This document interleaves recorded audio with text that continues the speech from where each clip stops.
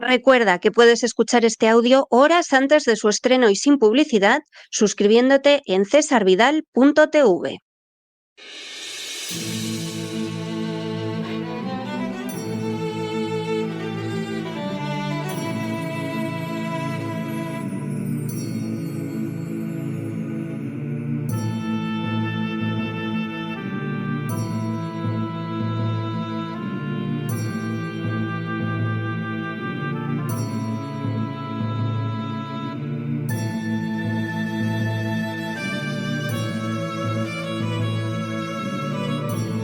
La Voz con César Vidal, desde el exilio.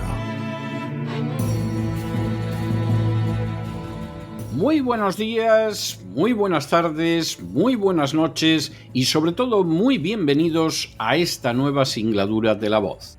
Soy César Vidal, hoy es el viernes 10 de octubre de 2025 y me dirijo a los hispanoparlantes de ambos hemisferios, a los situados a uno y otro lado del Atlántico y del Pacífico, y como siempre lo hago desde el exilio.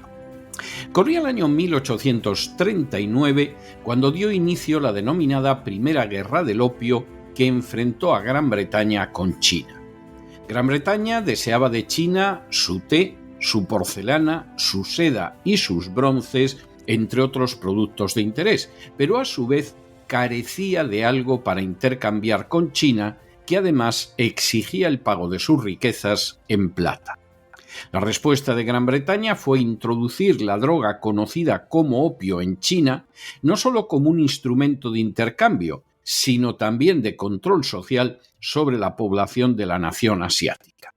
Desde 1839 a 1842 se libró la Primera Guerra del Opio, que, como la Segunda, en la que Francia fue aliada de Gran Bretaña y que duró de 1856 a 1860, concluyó con una gravísima derrota china. La gran nación asiática no solo se vio obligada a consentir la entrada del opio en su territorio, sino que además se vio obligada a abrir sus puertos y ceder Hong Kong y otras plazas a Gran Bretaña. Las consecuencias de las victorias en las dos guerras del opio serían verdaderamente desastrosas para China. Portugal obligó a China a ceder más territorio en torno a Macao y a aceptar intercambios desiguales, y la presencia opresiva de extranjeros acabó derivando en territorio chino en la rebelión Taiping del siglo XIX, la rebelión de los Boxers a inicios del siglo XX y finalmente la caída de la dinastía Qing en 1912. Seguramente jamás se podrá evaluar de manera total el inmenso daño que el opio introducido por los británicos en China causó a esta nación. En las últimas horas hemos tenido nuevas noticias sobre los efectos del consumo del fentanilo. Sin ánimo de ser exhaustivos, los hechos son los siguientes. Primero, el opio ha sido utilizado como medicina desde hace miles de años, identificándose en el siglo XIX su principal principio activo, la morfina. Segundo, la morfina tiene un potente efecto analgésico, pero al cabo de unas semanas provoca adicción e incluso puede derivar en la muerte del paciente al deprimir la respiración. Tercero, otro de los derivados del opio es la heroína, que fue la base del negocio de la farmacéutica Bayer durante años, hasta el punto de que, por ejemplo, en los años 20 del siglo pasado, en España era muy popular el jarabe Bayer de heroína, que se expedía incluso sin receta médica. Cuarto, otros derivados sintéticos del opio son la metadona, el tramadol y el fentanilo. Quinto, los opioides son efectivos para el tratamiento de ciertos tipos de dolor agudo, como el causado por una quemadura aguda o una intervención quirúrgica, pero no sirven para todas las formas de dolor. Sexto, de hecho, para el dolor crónico, los opioides no tienen más efecto real que el de un placebo, y desde luego sus efectos negativos son peores que el dolor para el que se recetan y para el que realmente no tienen efectividad. Séptimo, a pesar de que la eficacia de los opiáceos para el dolor crónico es nula, 3 de cada 10 personas que sufren dolor crónico reciben una receta de opiáceos, y todo ello a pesar de que su consumo al cabo de 2 o 3 semanas obliga a un aumento de la dosis. Octavo, desde los años 90 las compañías farmacéuticas iniciaron una campaña de promoción de los opioides que tuvo como consecuencia que en algunos países como España su consumo entre 1992 y 1998 se multiplicara por 10. En 1998 se comercializó el fentanilo, que era más caro que la morfina y podía extender su mercado mucho más gracias a recursos como los parches aplicados en la piel. Noveno, el fentanilo es un opioide muy potente que desde 1963 se venía utilizando como anestesia para operaciones quirúrgicas. Décimo, actualmente el fentanilo se consume en forma de parches aplicados a la piel, desde los cuales es absorbido en forma lenta. Undécimo, desde 1998 el fentanilo se consume de manera inmediata gracias a formas como caramelos, inhaladores nasales y comprimidos. Duodécimo, este conjunto de circunstancias ha convertido el fentanilo en un opioide que presenta mayores riesgos de crear dependencia y de provocar muerte por intoxicación. Décimo tercero, por añadidura, el fentanilo, dado lo rápido de su absorción, implica un riesgo muy grave de crear adicción. Décimo cuarto, en la actualidad, el fentanilo es el fármaco que causa un número mayor de muertes en los Estados Unidos. Décimo quinto, el problema del consumo de fentanilo no se limita a los Estados Unidos. De hecho, España es el tercer consumidor mundial de esta sustancia, solo después de Estados Unidos y Alemania. Décimo sexto, de manera bien significativa, en España el consumo de fentanilo ha aumentado en un 250% en tan solo una década. Décimo séptimo, en 2022 en España se recetaron nada menos que 4 millones de envases de fentanilo, y eso solo los que estaban a cargo del sistema público de salud. Décimo octavo, a pesar de que las recetas de fentanilo están destinadas a un consumo breve, la cuarta parte de sus consumidores lo sigue tomando al cabo de un año. Décimo noveno, todo eso ha sucedido a pesar de que la Agencia Española de Medicamentos y Productos Sanitarios ya en el año 2018 publicó una nota informativa señalando que el fentanilo solo debe utilizarse en casos de un dolor súbito y violento de pacientes con cáncer que ya reciban tratamiento con otro opioide. Vigésimo, no parece que los médicos hayan hecho mucho caso de la nota informativa de la agencia española, y tiene cierta lógica, porque fue la propia agencia la que abrió la puerta a un consumo crónico de fentanilo al recomendar que se consumiera en parches para el dolor crónico intenso. Vigésimo primero. De esta manera, la agencia abrió el camino para que el fentanilo fuera recetado a personas con dolores en las articulaciones y en los músculos, dolencia, ambas para las que los opioides como el fentanilo en realidad no presentan eficacia alguna. Vigésimo segundo.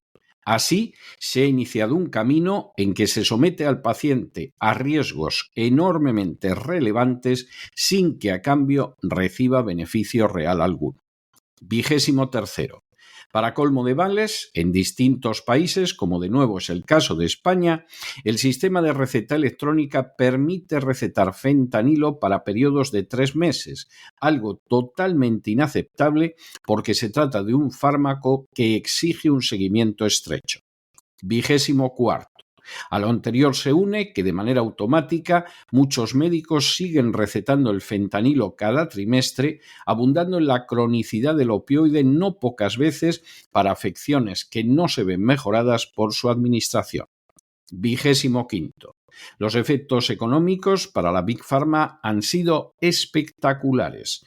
En 2021 el consumo fue el doble que en 2010, lo que implicaba que era 1000 veces mayor que en 1992. Sin duda, es difícil encontrar un aumento de consumo parecido en cualquier producto industrial. 26. Ese aumento del consumo de fentanilo ha ido en paralelo a un aumento de las muertes por consumos de opioides que en Estados Unidos se acerca a 1 millón anual desde 1999. En otras palabras, las muertes causadas por el fentanilo en Estados Unidos superan a las sufridas en todas las guerras que ha librado esta nación a lo largo de 2 siglos y medio de historia. 27. El aumento y la pasividad de las autoridades no sorprende si se tiene en cuenta que tan solo entre 1999 y 2018 la industria farmacéutica gastó más de 4.700 millones de dólares en realizar una labor de lobby sobre el gobierno federal y más de 1.291 millones de dólares en apoyar campañas electorales y reuniones con representantes de partidos políticos. 28. Como ha señalado el médico Joan Ramon Laporta, antiguo catedrático de la Universidad de Barcelona, el crecimiento del consumo no ha sido causado por la necesidad de la gente, sino que es fruto de la presión comercial. 29. Aunque el consumo de fentanilo afecta más del doble a mujeres que a hombres, el silencio del movimiento feminista al respecto es total y absoluto. Y 30, de manera bien reveladora, políticos y furcias mediáticas guardan un silencio prácticamente total en relación con la epidemia de los opioides y de manera muy especial respecto al fentanilo, que no solo es causa de adicciones terribles, sino de muertes múltiples. El dolor es un problema unido a la naturaleza humana que en ocasiones se convierte en insoportable y que desde hace milenios ha intentado ser paliado o eliminado recurriendo a la medicina. En ese sentido, el uso de analgésicos es totalmente lógico y también lo es que entre ellos se incluyan el opio y los opiáceos. Lo que resulta totalmente ilegítimo es que desde hace décadas las compañías farmacéuticas hayan desarrollado campañas publicitarias encaminadas a crear un mercado para los opiáceos que tiene como víctimas a centenares de millones de personas y que suma ya millones de muertos, especialmente entre mujeres de mediana edad. El gasto milmillonario de la Big Pharma para llevar a cabo tareas de lobby político en Estados Unidos, utilizando entre otros medios la financiación de campañas electorales, ha tenido no solo un efecto multiplicador en la venta de opiáceos en esta nación, sino también en todo el mundo. De manera totalmente inmoral, ya sea por desidia o por corrupción, los organismos estatales han ido abriendo la puerta a un consumo del fentanilo que no está justificado por las características de este fármaco, que crea millones de adeptos en todo el planeta y que tiene efectos tan contrarios a la salud como la misma muerte. Todo ello por no hablar de un mercado ilegal del fentanilo cuyos frutos en algunos lugares del mundo resultan verdaderamente pavorosos, o de un consumo que afecta al doble de mujeres que a hombres y que sin embargo no ha provocado la menor toma de conciencia de las feministas. La suma de una Big Pharma codiciosa, a la que no importa lo más mínimo la salud de los seres humanos, sino convertirlos meramente en clientes eternos de sus productos, de unos políticos y unos organismos oficiales descuidados o corruptos, de unos médicos que se dejan pagar con entusiasmo por la Big Pharma cantidades extraordinarias y de unas furcias mediáticas que no dirán una sola palabra por la sencilla razón de que reciben dinero también de la Big Pharma. Esta conjunción criminal está llevando a millones de personas en todo el mundo a la adicción primero y a la muerte después. Es como si los traficantes de opio hubieran llevado el sueño de saqueo de China perpetrado por el imperialismo británico hasta unas cimas que ni los más codiciosos de entre ellos hubieran podido imaginar, quizá porque no contaban todavía con un instrumento como el fentanilo. Pero no se dejen llevar por el desánimo o la frustración, y es que a pesar de que los poderosos muchas veces parecen gigantes, es solo porque se les contempla de rodillas, y ya va siendo hora de ponerse en pie. Mientras tanto, en el tiempo que han necesitado ustedes para escuchar este editorial, la deuda pública española ha aumentado en más de 7 millones de euros. Y por supuesto, ya saben ustedes que no ha sido un gasto para socorrer a aquellas personas que yacen en las garras del fentanilo. Muy buenos días, muy buenas tardes, muy buenas noches. Les ha hablado César Vidal desde el exilio. Que Dios los bendiga.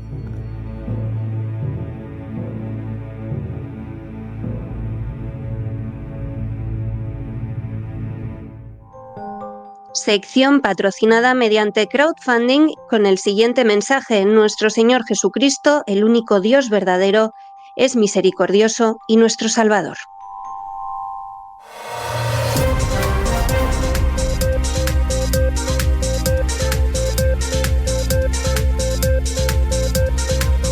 Las noticias del día. Estamos de regreso después de ese editorial que hemos dedicado a la plaga del fentanilo. Si ustedes se creen lo que les cuentan los medios de comunicación, el fentanilo es algo que viene desde China y que lo que pretende es destruir a la población de Estados Unidos y a otras poblaciones. Bueno, pues si ustedes se creen semejante estupidez, es que son muy ignorantes, están muy ciegos o a lo mejor tienen algo que ver con el negocio del fentanilo. Porque el negocio del fentanilo, quien lo lleva provocando desde hace décadas, es la Big Pharma. Y lo hace la Big Pharma porque sabe que es un negocio bárbaro, porque cronifica a sus clientes, que es lo que quiere hacer la Big Pharma, no curar a los enfermos, eso jamás, convertirlos en clientes eternos. Y para convertirlos en clientes eternos se vale de médicos o ignorantes o corruptos que recetan de manera masiva medicinas que no sirven para nada y que a veces incluso empeoran la condición del paciente, como pasa con buen número de opiáceos. Y alguno dirá, bueno, pero para eso están los políticos, para eso están los gobiernos, para eso están las agencias estatales. Las agencias estatales, en no pocos casos, están en poder de la Big Pharma. Los políticos reciben dinero para sus campañas electorales de la Big Pharma y la gente que está en los gobiernos, que también son políticos, también tienen relaciones con la Big Pharma. Y al final esos lobbies de la Big Pharma envenenan de la manera más literal a millones de personas. El caso del fentanilo es uno. Y claro, cuando hablan de la cruzada contra el fentanilo y cómo los chinos meten el fentanilo a través del Canadá, etcétera, etcétera, estos son músicas no celestiales, sino infernales. La plaga de los opiáceos no la han creado los chinos. Putin no tiene nada que ver con la plaga de los opiáceos, ni siquiera el gobierno de La Habana. La plaga de los opiáceos ha sido creada por la Big Pharma, eso sí, con la colaboración de políticos corruptos y de agencias estatales no menos corruptas. En muchos casos, quizá en vez de corrupción haya ignorancia u holgazanería, pero el resultado es desastroso. Y no tienen ustedes que ver nada más que el fentanilo solo en Estados Unidos ha causado más muertos que todas las guerras, y no han sido pocas, que ha librado esta nación en 2 siglos y medio de existencia, que hará el año que viene. Por cierto, de esas guerras, 2 mundiales.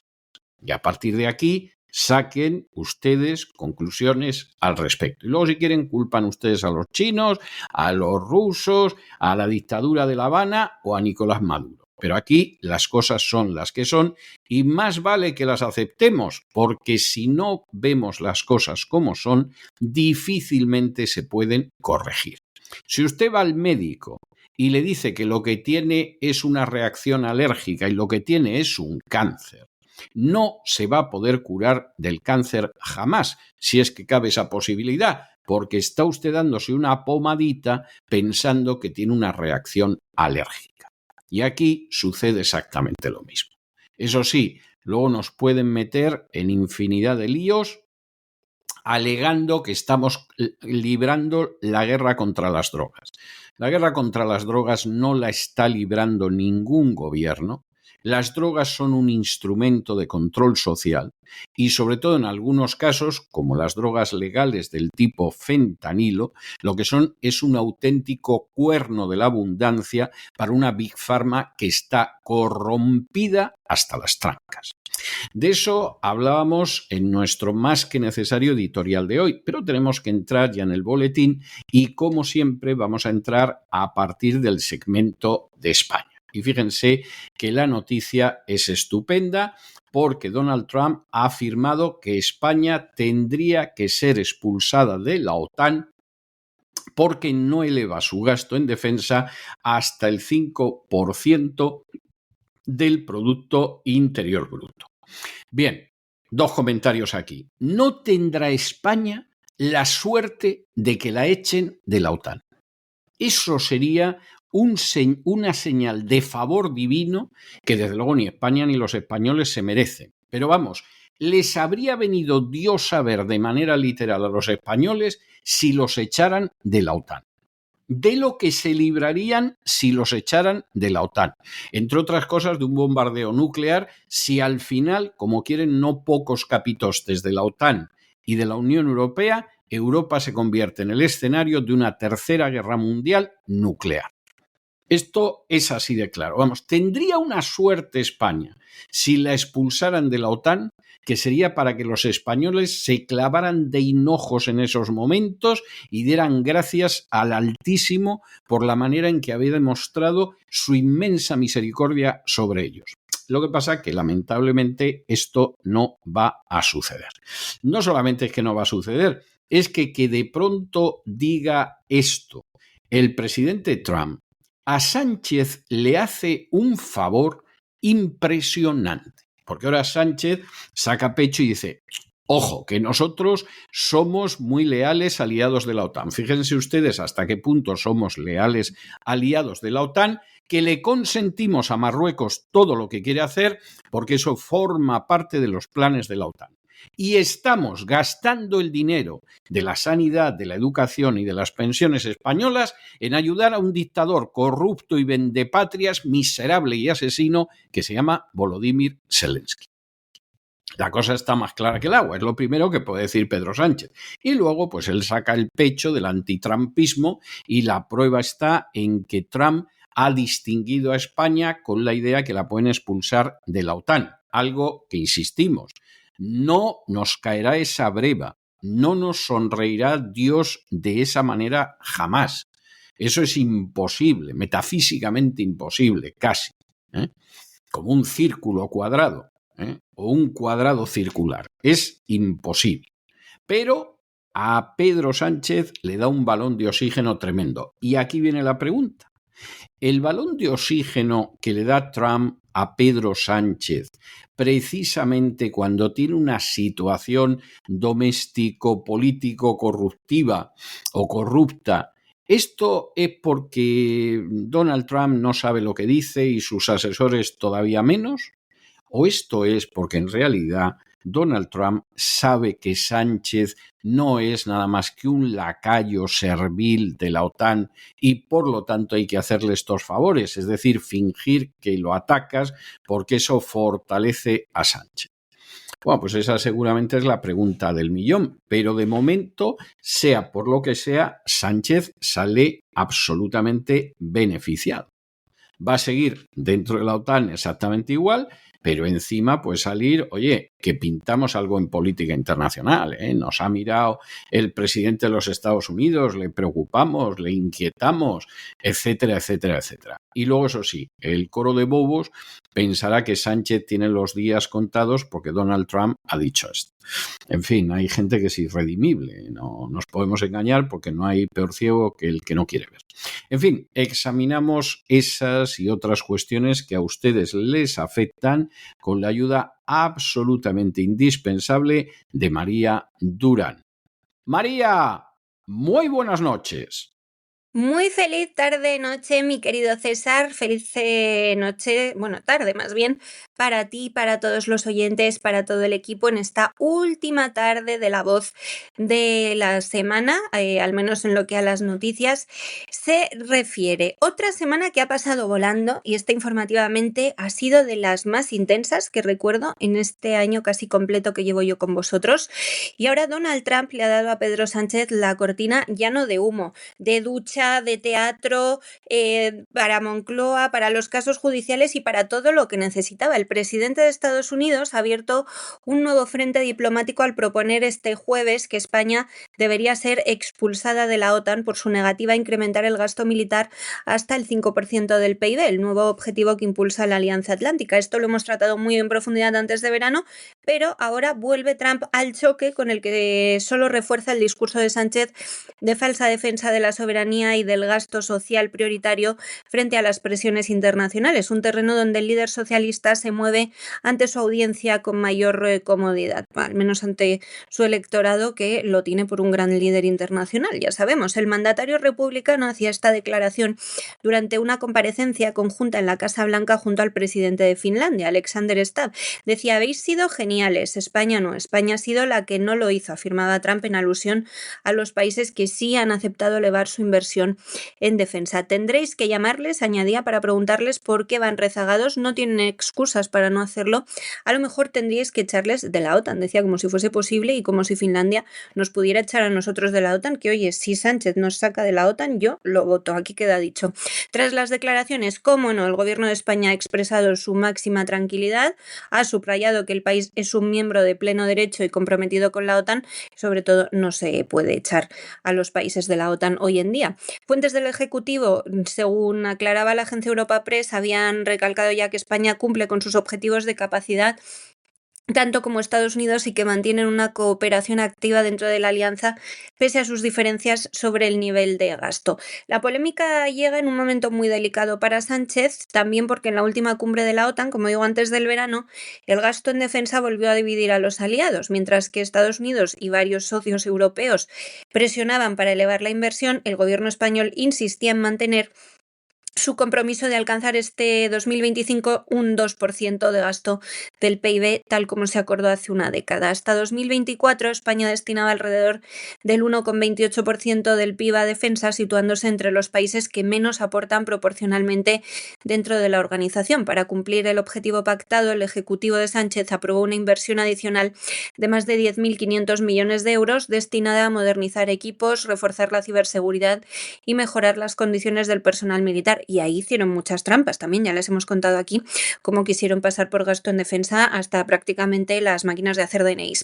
El debate se intensificó en junio, varios aliados, como digo, con Washington y Varsovia a la cabeza, planteaban elevar el objetivo hasta el 5%. El propósito sería adaptar la capacidad militar europea al nuevo contexto ucraniano, al nuevo contexto internacional, marcado por la guerra de Ucrania, la tensión con Rusia y el conflicto de Oriente Medio, que ahora parece que se aplaca. En una carta enviada entonces al secretario general de la OTAN, a Mark Rutte, el presidente español Pedro Sánchez calificaba la propuesta de no razonable. La ministra de Defensa, Margarita Robles, era aún más tajante y decía en público que el objetivo del 5% en gasto en defensa era absolutamente imposible de cumplir. La oposición acompañaba la cantinela de Sánchez haciéndole el juego, también diciendo que genera inseguridad para España. Países como Polonia o Estados Unidos siguen insistiendo en que España debe compartir la carga. Y mientras tanto, como digo, favorazo el que le ha hecho Trump, no queriendo, supongo, porque dudo que Pedro Sánchez tenga la suerte de que Trump sepa cómo se llama y cómo se apellida, pero lo cierto es que de cara a los suyos le refuerza, de hecho le come la tostada a Podemos, que es quien está llamando al conflicto y a la ruptura con la OTAN en los últimos meses, porque las encuestas reflejan que el sentir ciudadano no tiene nada que ver con lo que pide Trump. Un sondeo de hace unos meses de The Objective, el periódico español, reflejaba que el 55% de los españoles apoya la decisión de Sánchez de limitar el gasto en defensa al 2%. Así que, como digo, Donald Trump, supongo que sin querer, pero lo que ha venido ha sido alegrarle el fin de semana a Pedro Sánchez. Bueno, y seguimos con la trama de corrupción en torno a Ábalos, que era el hombre de confianza de Pedro Sánchez hasta hace 4 días. Ahora resulta que José Luis Ábalos tenía acceso directo a distintos ministerios a través de un personaje que se llama Javier Herrero y que entonces era director general de carreteras. Esto es algo verdaderamente magnífico, porque claro, Ábalos movía la trama de corrupción, tenía de alguna manera como correveidile, como palanganero a Javier Herrero, que llegó a director general de carreteras, que no es ninguna tontería, y esto pasaba, por ejemplo, llegando hasta el Ministerio de las Corrupciones, de la corrupción de las corrupciones, hasta el Ministerio de Hacienda, donde, por cierto, tenía una cercanía enorme con la ministra de Hacienda, con la señora Montero, precisamente Javier Herrero. Koldo García, que en fin, a veces era locuaz, como pasa con muchos vascos en general, con muchos españoles, con muchos hispanos, incluso en una de esas conversaciones grabadas llegaba a decir que el Partido Socialista iba a seguir apoyando a Ábalos aunque hubiera violado a su hija. Y otra de las cuestiones que ha salido a la luz es que Santos Cerdán, en fin, al que tuvimos que enviar esta semana al Punto Nemo, llegó a proponer a Pedro Sánchez que le diera una embajada a Ábalos antes de que estallara todo. Y así, cuando estallara, pues le pillara Dios sabe dónde y se viera libre de todo esto. Lo cual quiere decir que lo que pasaba en los juzgados lo sabían de sobra. Cosa que no nos sorprende porque conocemos jueces y fiscales totalmente a las órdenes de este gobierno, como en otras ocasiones han estado a las órdenes de otros gobiernos. La corrupción de la Administración de Justicia en España seguramente es muchísimo mayor de lo que sabemos y buena parte de esa corrupción pasa por la corrupción política. Y en este sentido, bueno, pues la Guardia Civil considera que había un sistema de manejo de fondos dentro del Partido Socialista que podría ser efectivamente un sistema de blanqueo. Aquí dentro del sistema de blanqueo pues estaban también los pagos y los regalos a las primas de Ábalos, lo de primas entre comillas, ¿no? Koldo García llegó a decirle a su mujer: necesito pulseras para la puta. En fin, disculpen ustedes lo descarnado de la expresión, pero esta es la historia. Y de hecho le llegó a preguntar a la famosa Jessica de qué material quería unos pendientes que le iba a regalar el ministro Ábalos y la otra respondió de oro rosa. Esto es fantástico que efectivamente los ciudadanos españoles toleren que los buscabonus les roben todo lo que quieran. Es algo, en fin, totalmente comprensible que les roben, pero vamos, hasta la conciencia, porque ya sabemos que esto va, y disculpen ustedes que citemos literalmente, a pesar de la grosería de la expresión, para pulseras para la puta. Bueno, pues para eso trabajan los españoles, para este tipo de gastillos que tienen que tener los políticos. Bueno, ayer Ábalos se libró porque teníamos que hablar del campamento de los horrores del que seguimos conociendo detalles. La Ertzaina señala al PNV como responsable de haber desoído las advertencias, pero hoy volvemos a nuestro corruptísimo PSOE de siempre. La UCO ha remitido al magistral del Tribunal Supremo, Leopoldo Puente, nueva documentación que amplía el alcance del llamado caso Ábalos. Lo que comenzó como una investigación centrada en el exministro ya investiga un entramado muy grande que salpica a varios miembros del gobierno. Las pruebas nuevas incluyen conversaciones interceptadas en las que los investigados aseguran que tenían entrada en todos los ministerios. Esto es un hecho que los agentes interpretan como una confesión involuntaria sobre el funcionamiento interno de la trama. Hoy cuenta el diario El Debate que entre las conversaciones más comprometedoras figura una en la que Koldo García dice que al PSOE lo seguiría apoyando aunque hubiera violado a su hija, que el PSOE lo seguiría apoyando a él. No se refiere a la hija concreta de nadie, sino a cualquier miembro del PSOE. La frase es un poco rara y muy siniestra, pero bueno, lo que viene a reflejar es el nivel de protección política que seguía recibiendo tras el estallido del escándalo. En otra charla, Koldo comenta que el secretario de organización del PSOE, Santos Cerdán, que sustituyó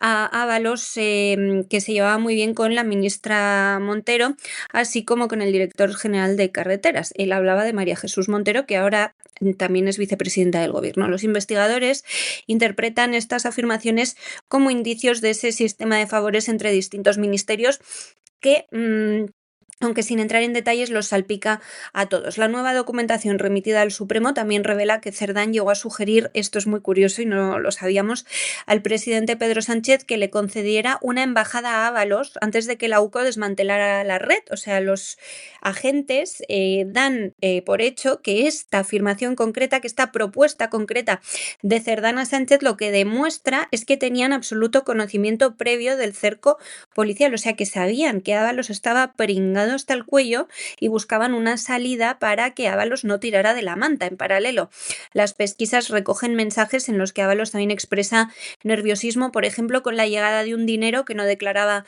desde Perú. Preguntaba en una de las conversaciones a la trama, ¿Chimbote ha ingresado? Chimbote es una provincia donde él tiene una casa en Perú que construyó con fondos públicos que se destinaron a una ONG que él creó. En las conversaciones, la Guardia Civil también ha encontrado indicios para vincular la trama a la compra de diamantes para mantener el valor del capital fuera del sistema bancario y detectó el uso de testaferros, entre ellos su propia hija Tatiana Ábalos, en una fundación utilizada para blanquear dinero. Uno de los puntos más delicados del informe señala directamente a la ya mencionada María Jesús Montero. Los agentes destacan el papel de Javier Herrero, exdirector general de Carreteras, como enlace entre la red y el Consejo de Ministros. En las escuchas, los miembros de la trama aseguran que Herrero tenía acceso a cualquier ministerio. Esto, según la UCO, revela la profundidad de las conexiones políticas. La mención a Montero refuerza la hipótesis de que las actividades corruptas no se limitaron a transporte, sino que alcanzaron a otros departamentos del Ejecutivo. Hombre, desde luego no se puede blanquear dinero a esos niveles sin tener algún contacto en Hacienda, incluso el de la propia ministra. Quizá el informe también revela que Montero se vio rodeada por otros casos de corrupción. Su antiguo jefe de gabinete, Carlos Moreno, fue señalado por recibir dinero de la red corrupta. El expresidente de la SEPI, Vicente Fernández, afronta ahora una petición de 19 años de prisión por el caso Aznalcóllar, y su ex número 3, José Antonio Marco San Juan, dimitió tras revelarse en varios periódicos que cobraba comisiones ilegales por archivar pleitos fiscales a quienes colaboraban con ellos. En otro apartado, la UCO analiza los movimientos económicos entre el PSOE y Ábalos y detectó también más prácticas de financiación irregular. El informe señalaba que parte del salario oficial del exministro era retenido por el partido bajo el concepto de aportaciones internas, pero que una fracción de esos fondos se usaba para reintegrarle gastos personales no declarados. Este sistema generaba un circuito de dinero negro que mezclaba recursos del partido con reintegros al exministro, lo que suele ser un mecanismo de blanqueo. La UCO también está rastreando ahora pagos y regalos que Koldo había gestionado para varias mujeres vinculadas a Ábalos, prostitutas. Entre esos pagos había billetes de tren, obsequios sufragados con fondos procedentes de las comisiones ilegales, o sea, pagados a las putas por todos nosotros. Los agentes identifican hasta ahora 7 encuentros de carácter personal de Ábalos entre 2019 y 2021, coordinados y financiados por la red. En uno de los mensajes, Koldo le pide a su esposa que compre pulseras para la puta, refiriéndose a una de las mujeres que acompañaban al entonces ministro en sus viajes. La UCO consolida así la tesis de que la red Koldo actuaba con cobertura política y que extendió sus tentáculos a todos los ministerios.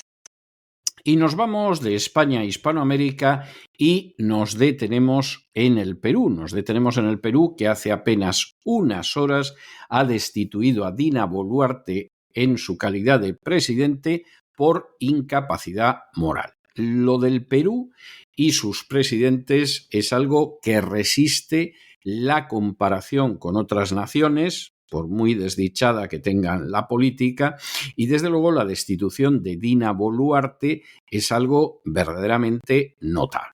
Recuerden ustedes que en su momento a Castillo se lo quitaron de en medio, alegando que había intentado un golpe de Estado, que es más que discutible que intentara las cosas como son. Castillo está esperando en la cárcel desde entonces a ver si lo juzgan, pero ya veremos lo que tarda la cosa. Y entonces llega al poder Dina Boluarte, que no es nada más que una marioneta de la agenda globalista, y que por supuesto ha ido dando pasos durante estos años para obedecer todo lo que quería la agenda globalista. Pero se van acercando las elecciones. Y Dina Boluarte no le ha debido de parecer a la agenda globalista lo suficientemente maleable como para mantenerla en el poder, o no le ha parecido que tenía suficientes posibilidades de seguir favoreciéndola, de manera que hay que quitarla. Y aquí se han puesto de acuerdo todos. La izquierda, la derecha, los medio pensionistas, los que pasaban por ahí, y al final el Congreso de Perú, de manera prácticamente unánime, votó a favor de la vacancia de la presidenta. Lo de la vacancia, para aquellos que no conozcan el término jurídico peruano, es la destitución de la presidenta por incapacidad moral permanente. Y uno dirá, pero bueno, ¿y exactamente la incapacidad moral permanente cuál es? Bueno, pues que Dina Boluarte realmente ya no es útil y los que la han apoyado consideran que merece la pena quitársela de en medio para preparar las próximas elecciones, y los que eran de la oposición encantados de la vida de que se vaya cuanto antes. Claro, esto significa, para que ustedes se hagan una idea, que en menos de 10 años han sido 6 los presidentes de Perú que se han visto obligados a dimitir o a los que han destituido. O sea, esto es algo verdaderamente de locura. Esto estamos prácticamente seguros de que es un récord Guinness, si no se ha dado en otro país del mundo, hombre, salvo la España ya a punto de descomponerse en los últimos años de la monarquía a inicios del siglo XX, que acabó desembocando en una segunda república.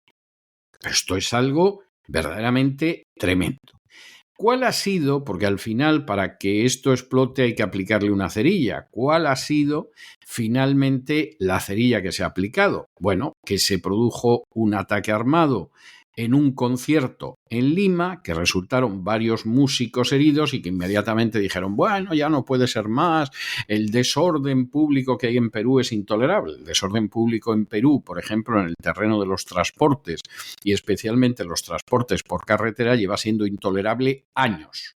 Pero esta es la ocasión que puedes aprovechar para decir, quitamos de en medio a la presidenta esta que ya ha cumplido con su misión, la de ser una lacaya, la de ser una marioneta, la de ser un pelele al servicio de la agenda globalista. ¿Cómo sería la cosa que Dina Boluarte ni siquiera acudió al Congreso para defenderse? Su abogado ha insistido en que la forma en que se había llevado a cabo este trámite era irregular y que por supuesto no lo iban a aceptar. Bueno, eso es discutible, tiene un punto que dirían aquí el abogado, pero lo cierto es que la han destituido de manera masiva. Y agárrense ustedes, ¿quién se convierte ahora en presidente?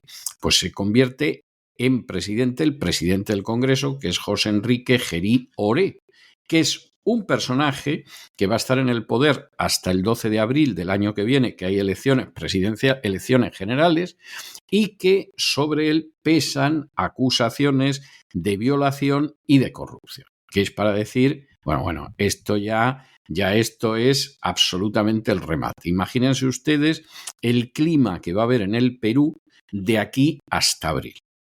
Que ahí hay medio año que en el Perú puede pasar de todo. Pero verdaderamente es impresionante la desestabilización, el destejimiento y eso sí, esto queda oculto, el saqueo que se está produciendo en Perú y saqueo, por supuesto, en favor de la agenda globalista y de compañías multinacionales. Tienen ustedes, por citar solo un ejemplo de cómo va el negocio del litio y a partir de ahí sacan consecuencias. El Congreso de Perú ha destituido a la presidenta Dina Boluarte tras aprobar con una amplia mayoría una moción por incapacidad moral permanente debido a su gestión de la crisis de inseguridad que azota al país. La votación, que se celebró a última hora de este jueves, obtenía 123 votos a favor de un total de 130 escaños, o sea, casi el 100%, una cifra que refleja el consenso amplísimo entre las distintas fuerzas políticas para poner fin a un mandato que no ha llegado a cumplir 3 años. La sesión parlamentaria se desarrolló en medio de un clima de tensión social alimentado por el incremento de la violencia criminal en las principales ciudades. El detonante político fue un tiroteo registrado la noche anterior durante un concierto del grupo de cumbia Aguamarina en el Círculo Militar de Chorrillos, en el sur de Lima, que dejó 5 heridos, 4 de ellos músicos, y que fue interpretado como la gota que colmaba el vaso para un gobierno que había prometido recuperar el orden, pero ha fracasado estrepitosamente. El Pleno del Congreso había aprobado ya 4 mociones sucesivas que cuestionaban la capacidad de Boluarte para dirigir el país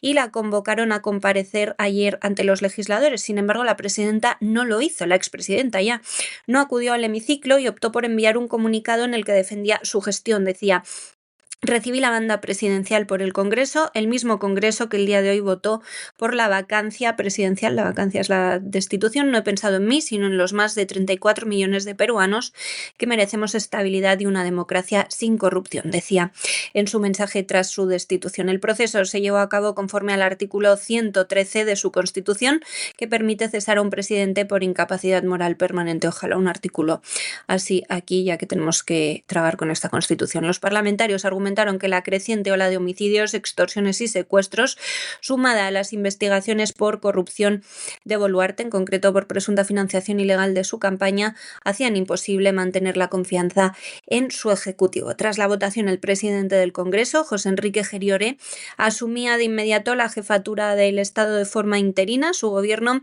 tendrá como principal tarea garantizar la convocatoria de elecciones generales para el 12 de abril de 2026, organizarlas, fecha que ya había sido fijada por Boluarte antes de su destitución. Y nos vamos del Perú a Venezuela porque el Premio Nobel de la Paz de este año ha ido a parar a María Corina Machado. Y alguno dirá: ¿y qué ha hecho María Corina Machado por la paz?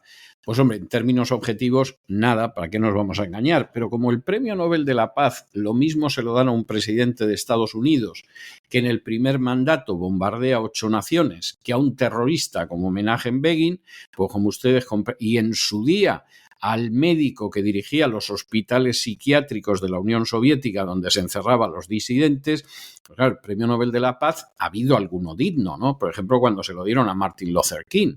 Pero en términos generales, posiblemente es de los premios Nobel más discutibles. Y en este caso, pues se lo han dado a María Corina Machado, supuestamente por su defensa de los derechos democráticos y su compromiso con una transición pacífica hacia la democracia en Venezuela. Habrá compromiso, pero aquí no nos vamos a engañar. María Corina Machado hasta ahora ha tenido escaso, por no decir nulo, éxito.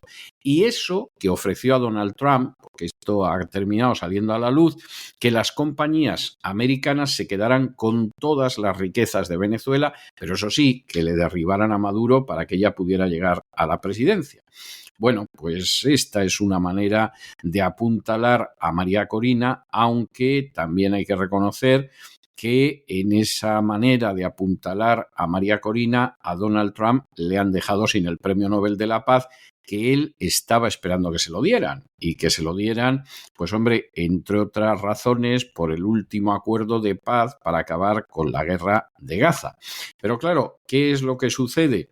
Que al final, en el caso de Donald Trump, contra ese logro, que todavía está en el aire saber hasta dónde llegará, pero bueno, formalmente es un logro, sin ningún género de dudas, pues contra eso han pesado el bombardear Irán, el amenazar con que va a intervenir en Venezuela, el reventar barcos en alta mar que se supone que son de narcos, pero que no lo sabemos, o incluso la utilización del ejército en territorio americano. Con lo cual, pues Donald Trump se ha quedado con la miel en los labios, si es que la miel siquiera le llegó a los labios. Y en el caso de María Corina, pues en fin, está muy bien lo del Premio Nobel, es una manera de que si alguna vez hay elecciones medianamente decentes en Venezuela, pues a lo mejor se dé la circunstancia de que esto le ayude, pero de momento eso mucho nos tememos que queda muy lejos. ¿Y por qué lo decimos? Hombre, porque hace ya muchos años que entrevistamos a María Corina Machado por primera vez, cuando quien ahora se dirige a ustedes todavía vivía en España y estaba en otra radio. Y lo que ha ido haciendo después ha ido confirmando mucho de ese punto de vista. Que ella está contenta, que está feliz, que el Premio Nobel de la Paz tiene una buena dotación, ¿Que esto va a tener consecuencias económicas ventajosas para ella? Sin duda. ¿Que esto acerque el final del régimen de Maduro? Sinceramente, quien ahora se dirige a ustedes no lo ve por ninguna parte. Y no es que nos importe a nosotros en principio demasiado el Premio Nobel de la Paz, teniendo en cuenta que lo ha recibido gente como Barack Obama o Rigoberta Menchú, pero tenemos que contarles, sobre todo por las reacciones que ha cosechado, que el Comité Noruego del Nobel ha anunciado este viernes la concesión del premio 2025 a la opositora venezolana María Corina Machado, reconociendo, esto es literal, su incansable labor en la promoción de los derechos democráticos del pueblo de Venezuela y su compromiso con una transición justa y pacífica hacia la democracia. La decisión ha sido ampliamente aplaudida en el ámbito internacional, ha supuesto un duro golpe también para el presidente estadounidense Donald Trump. Ya saben que quería el premio a toda costa, que había desplegado una intensa campaña de presión diplomática para ser reconocido con este galardón tras su implicación en diversos acuerdos de alto el fuego en Oriente Medio, el último el que se está empezando a implementar en la Franja de Gaza entre Israel y Palestina. Machado recibe el premio como símbolo de la resistencia civil frente al régimen del narcodictador y usurpador de las últimas elecciones, Nicolás Maduro, y se convierte así en la primera venezolana y una de las pocas mujeres iberoamericanas en recibir el Nobel de la Paz. El comité destacaba su capacidad para unir a una oposición históricamente fragmentada, esto es cierto, su defensa de las vías institucionales y su apuesta por una solución no violenta al conflicto político venezolano. Yo me permito añadir, sin ser una gran fan de María Corina Machado ni de ningún opositor venezolano en general, que María Corina Machado es una mujer muy valiente, me lo parece. En palabras del presidente del comité, que voy a decir mal, seguro, Georgian Watne Fritnes, María Corina Machado representa la valentía civil y la esperanza democrática en un continente donde el autoritarismo vuelve a amenazar las libertades fundamentales. La líder opositora lleva más de un año viviendo en la clandestinidad tras ser inhabilitada por el régimen chavista y denunciar el fraude electoral de las presidenciales de 2024, en las que Maduro se adjudicó la victoria, pese a las denuncias de irregularidades. Desde su escondite, Machado ha seguido comunicándose con sus seguidores mediante vídeos grabados en secreto, en los que insta a mantener la movilización pacífica y a no rendirse ante la tiranía. Su reconocimiento por parte del Comité Noruego se interpreta como un respaldo internacional a la causa democrática venezolana y un mensaje directo a Caracas. En esto sí podemos estar todos de acuerdo y apoyarlo, desde luego. El anuncio llega tras esas semanas de especulación en torno a Donald Trump. El presidente presumía de haber detenido 8 guerras en 8 meses en alusión a los acuerdos de alto el fuego de Gaza, Ucrania, que no ha sido tal, Sudán, Corea del Norte, entre otros frentes. Incluso dentro de su administración se le llegó a describir como el presidente de la paz, en un intento de reforzar su imagen de mediador global. Sin embargo, las deliberaciones del comité concluyeron antes de la firma del acuerdo de tregua entre Israel y Hamás, lo que hizo inviable que su papel influyera en la decisión final. Fuentes próximas al Instituto Nobel también han señalado que los galardones se conceden por logros demostrados a lo largo del tiempo, no por acciones recientes. En los factores que habrían pesado en su contra está la decisión de bombardear instalaciones nucleares iraníes este verano. El reconocimiento a María Corina Machado, por su parte, también tiene una fuerte carga simbólica y llega en un momento en que Venezuela atraviesa una nueva ola de represión política, mientras la oposición intenta reorganizarse tras años de persecución, exilios, divisiones internas y asesinatos a los suyos. Esta distinción coloca a Machado en el foco internacional, refuerza su posición como referente moral y, sobre todo, ha indignado enormemente a la izquierda mundial y a la española. Hay mensajes ya vergonzosos de Irene Montero, de Yone Belarra, de Pablo Iglesias. Pedro Sánchez se mantenía en silencio. La última vez que yo lo consulté en Twitter, sí que ha tenido tiempo de felicitar todo tipo de absurdeces, como el Día de Valencia ayer, pero pues de esto no ha podido decir nada porque, claro, su partido es el mayor defensor internacional de Nicolás Maduro. Trump ha reaccionado con frialdad, lógicamente. Dice que la historia acabará reconociendo sus logros y sus esfuerzos por la paz mundial, pero el veredicto ha sido interpretado como una reafirmación, o por lo menos como una apuesta por enseñar al mundo que ellos son independientes a presiones políticas. No lo son, por supuesto. Pero bueno, han querido subrayar que la paz no es únicamente la ausencia de guerra, también la defensa de los derechos humanos, el respeto al Estado de Derecho y la perseverancia cívica frente a la represión. En palabras del comité, durante la lectura del fallo, decían: María Corina Machado ha demostrado que las herramientas de la democracia también son herramientas de la paz, encarna la esperanza de un futuro diferente para Venezuela y para toda América Latina. Habrá que preguntarles qué es América Latina, porque se llama Iberoamérica, pero en fin, tampoco les vamos a pedir más. Y de Hispanoamérica nos vamos a la información internacional y nos desplazamos concretamente a Gaza. Ya saben ustedes que Donald Trump anunció la firma en Egipto del acuerdo de paz entre Israel y Hamás. Después de 2 años de guerra, que se dice pronto, esto iba a ser un paseo militar. Esto sí va a acabar enseguida. Israel iba a inundar los túneles con agua del Mediterráneo y no iba a quedar ni un miembro de Hamás. Bueno, pues al final ha tenido que intervenir el primo de Zumo Sol, ha tenido que intervenir Estados Unidos y así la cosa. Finalmente Netanyahu logró el respaldo de su gobierno al acuerdo, a pesar de que tanto Ben Gvir como Bezalel Smotrich se oponían. Nos imaginamos que fundamentalmente porque Netanyahu les ha informado de que va a hacer exactamente lo mismo que hace siempre, y es no respetar ni de lejos ni lo que pacta ni el derecho internacional.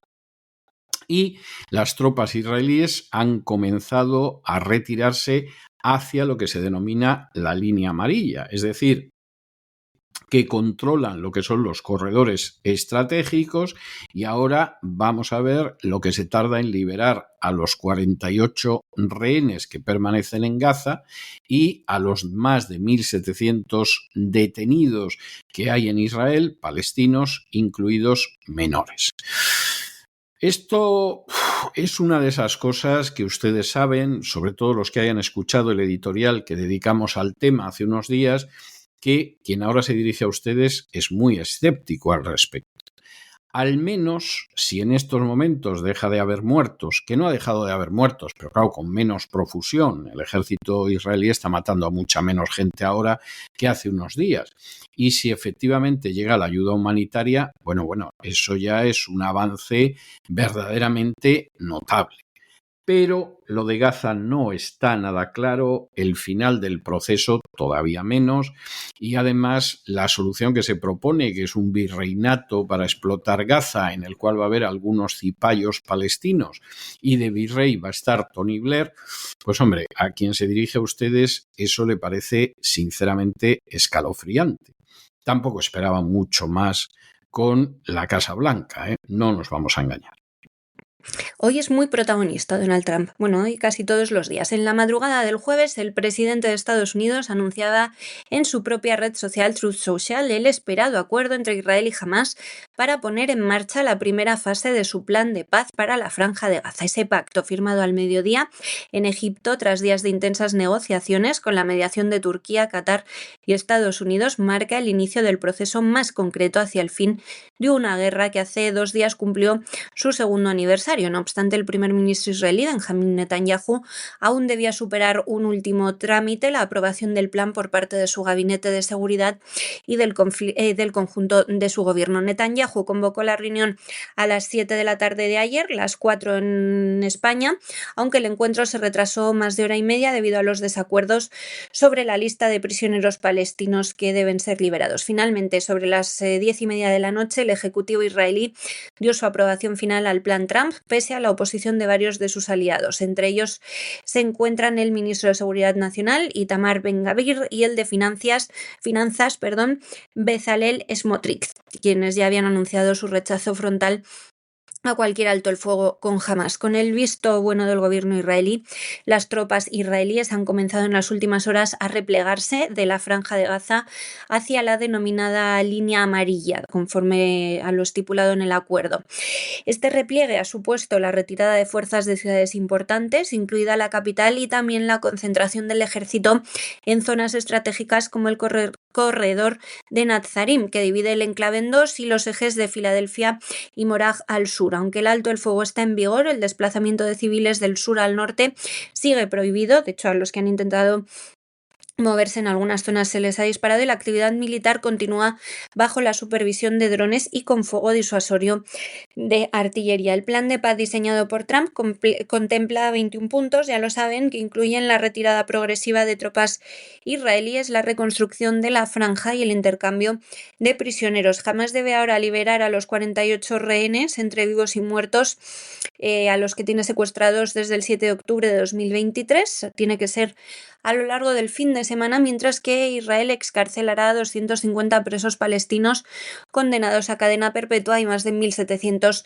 detenidos en Gaza. Esta guerra, ya saben, comenzó tras los ataques de Hamás en octubre de 2023 y habría dejado 67.000 palestinos muertos. Las autoridades gazatíes, bajo el control de Hamás, aseguran que cientos de esas víctimas han muerto por hambre y desnutrición a causa del bloqueo israelí. Pese al cese de las hostilidades, la franja sigue enfrentando una emergencia humanitaria de enormes proporciones. Eso sí, este acuerdo abre una ventana a la esperanza para todo el mundo, también a cierto nivel, a cierto grado de incertidumbre, porque las divisiones en el gobierno de Israel, la fragilidad de la tregua y la magnitud de la crisis humanitaria y sobre todo la experiencia anterior de que nunca se han respetado los alto el fuego hacen que la paz dependa de un equilibrio extremadamente delicado. El futuro de la región se juega ahora entre la voluntad de reconstrucción y el riesgo permanente de que el conflicto vuelva a estallar. Así que todos los ojos en esa liberación de rehenes que se debería producir a lo largo del fin de semana y que, por supuesto,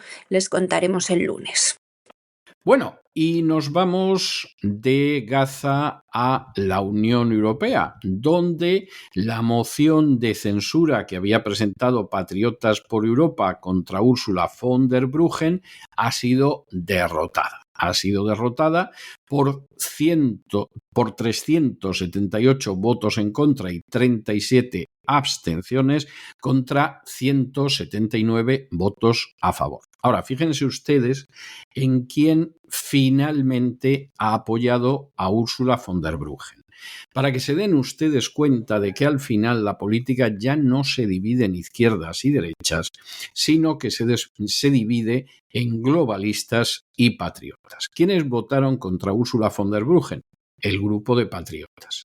¿Y quiénes la apoyaron? El Partido Popular, que es la derecha, los liberales, que se supone que son centro-derecha, los socialistas y socialdemócratas, que se supone que son izquierda, y los verdes, que hubo una época en que parecían que eran la izquierda, además casi divina. Bueno, pues esta es la historia que hay.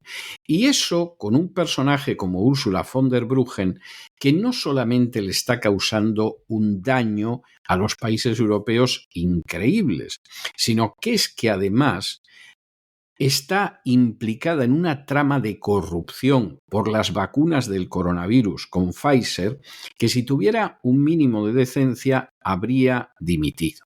Y porque además ha alineado totalmente a su país y a la Unión Europea, es decir, a Alemania y a la Unión Europea, con la política de la Casa Blanca en materia energética y en materia de defensa. No es nada más que un pelele, una marioneta, un muñeco en manos de la OTAN y en manos de la agenda globalista. ¿Y quién la ha defendido? La izquierda y la derecha. La izquierda y la derecha más que vendidas a esa agenda globalista. Y eso incluye a los verdes, y eso incluye al Partido Popular Europeo, y eso incluye a socialistas y socialdemócratas, y eso incluye a los liberales. Y el que no quiera ver esto, pues verdaderamente peor para él. Y terminamos la semana con la moción que superaba este jueves von der Leyen. El Parlamento Europeo ha rechazado la moción de censura presentada por el Grupo Patriotas por Europa contra la presidenta de la Comisión Europea no electa, Ursula von der Leyen, con 179 votos a favor, 378 en contra y 37 abstenciones. La alianza entre el Partido Popular Europeo, los socialistas europeos, los liberales y los verdes conseguía respaldar a la mandataria que venía siendo cuestionada por su estilo de gobierno y por la acumulación de escándalos de corrupción alrededor de su gestión.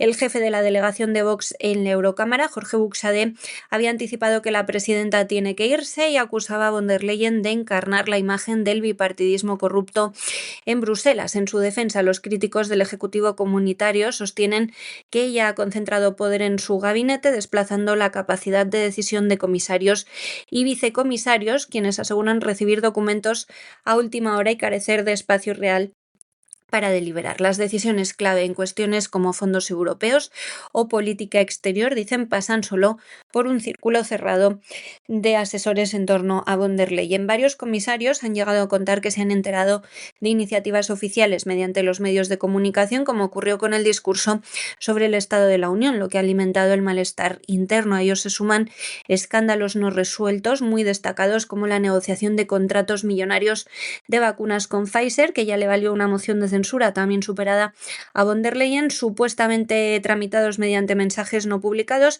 y también su resistencia a rendir cuentas sobre esas gestiones. Los críticos denuncian ahora que su mandato ha reforzado el alineamiento de la política europea con intereses de Alemania y de Estados Unidos, con decisiones en energía, industria y defensa que coinciden con las agendas alemana y transatlántica, pero empobrecen a la mayoría de países europeos. Esto ha relegado la autonomía estratégica europea y ha alejado a la Comisión de muchas de las expectativas ciudadanas. El último escándalo por el que tiene que responder von der Leyen son los mensajes que envió a Emmanuel Macron mientras negociaba el Tratado del Mercosur, que también, sorpresa, como pasó con los de Pfizer, se han borrado y no se pueden hacer públicos a pesar de que es obligatorio. La moción ha sido derrotada, como digo, pero el proceso evidencia un desgaste político de la alemana. Cada vez más voces dentro del Europarlamento y en los gobiernos nacionales apuntan a que la Comisión de von der Leyen opera como una maquinaria jerárquica, dictatorial, dicen algunos,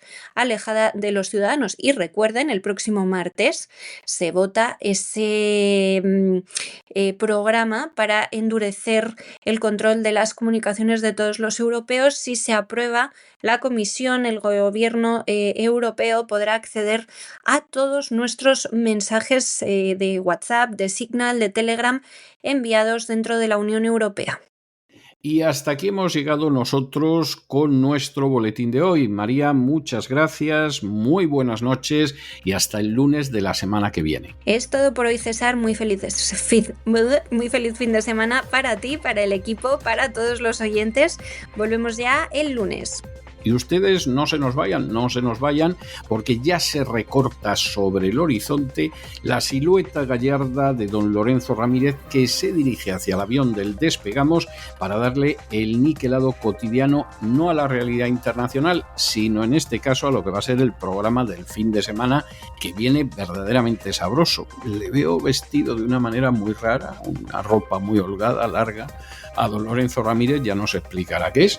Y ya saben que después de eso tenemos una entrevista muy especial como todos los viernes. De manera que no se vayan, que regresamos enseguida.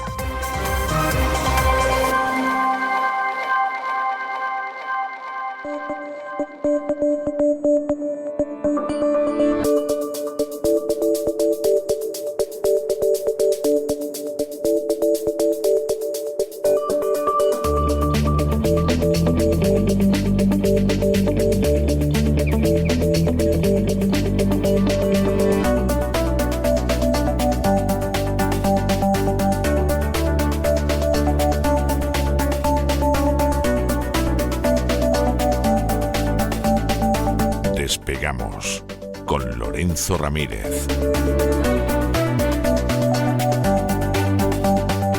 Corremos raudos y veloces hacia nuestro avión, atravesamos el umbral, nos tiramos en plancha sobre los asientos, nos abrochamos los cinturones, despegamos y nos vamos elevando por los aires hasta alcanzar nuestra altura y nuestra velocidad de crucero. A mi lado... Por Dios, don Lorenzo, ¿qué hace usted con chilabas? Si parece usted el rey de los almorávides. Esto es por lo...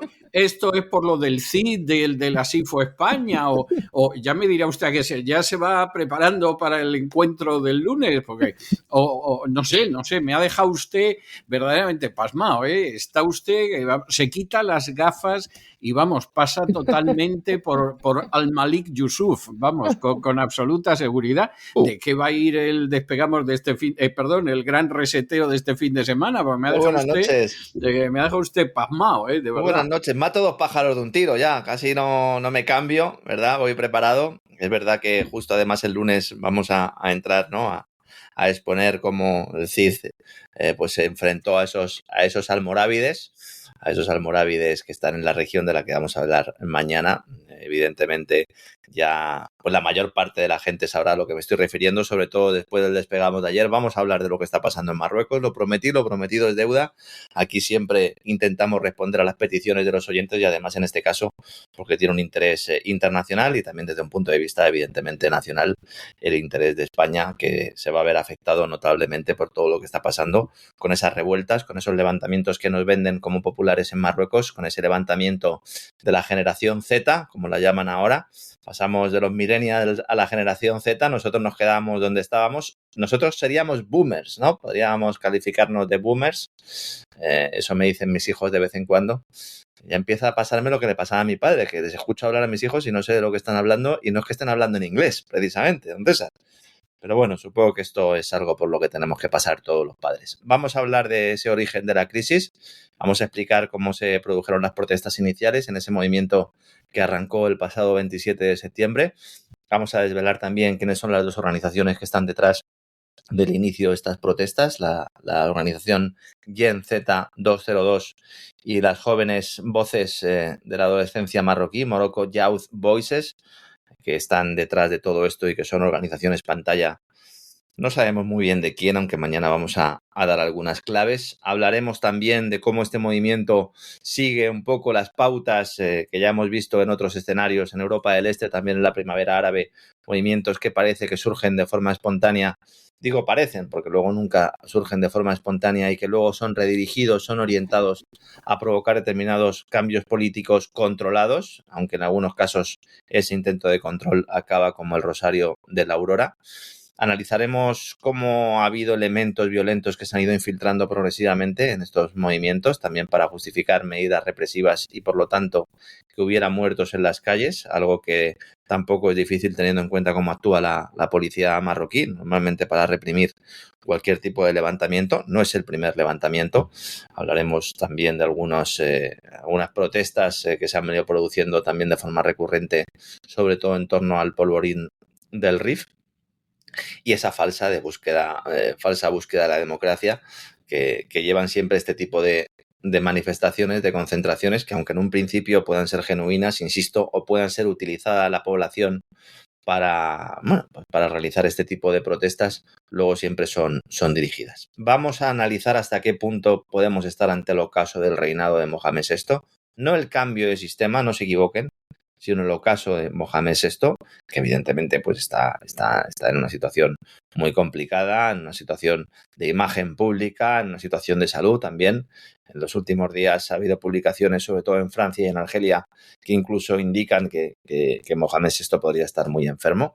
Lo analizaremos en el día de mañana. También sus conexiones con los hermanos Azeitar, unos tipos deportistas que se suelen hacer fotos en redes sociales con coches y con joyas que les ha regalado el amigo Mohamed y que han levantado muchas suspicacias, sobre todo en el núcleo duro del gobierno del Estado, dentro del Estado marroquí, del Magzen, cual pues hablo en mi libro sobre el 11M y mañana también vamos a dar algunas claves que puedan ayudar a explicar pues cómo se están produciendo determinadas luchas de poder internas y externas dentro del aparato marroquí. Hablaremos de lo poco conocido, aunque es muy evidente y es fácil encontrar información sobre los oligarcas cercanos a Mohamed VI, que hay muchos.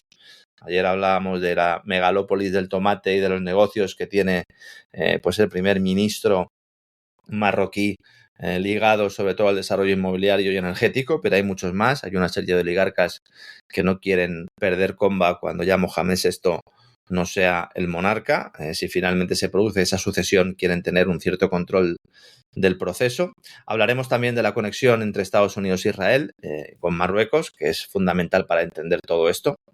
Analizaremos también y estudiaremos ese Morocco Gate, el caso de los sobornos en Europa y la pantalla de Qatar, utilizada también como elemento, como carta por el gobierno de Netanyahu. Es curioso cómo Qatar ha sido empleada por el gobierno de Netanyahu como pantalla, como némesis y como enemigo cuando han estado a partir un piñón siempre, ¿no? Por lo menos en los últimos tiempos. Siempre. No, desde Hassan II. Desde Hassan II, ¿no? Desde Hassan II.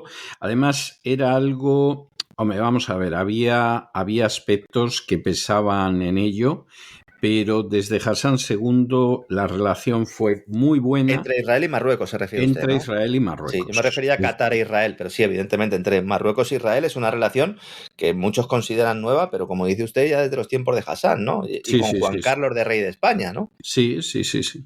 Muy buena. Había gente que decía que porque, bueno, siempre hubo una comunidad judía muy importante en Marruecos. De hecho, el origen de la comunidad judía en España son judíos marroquíes.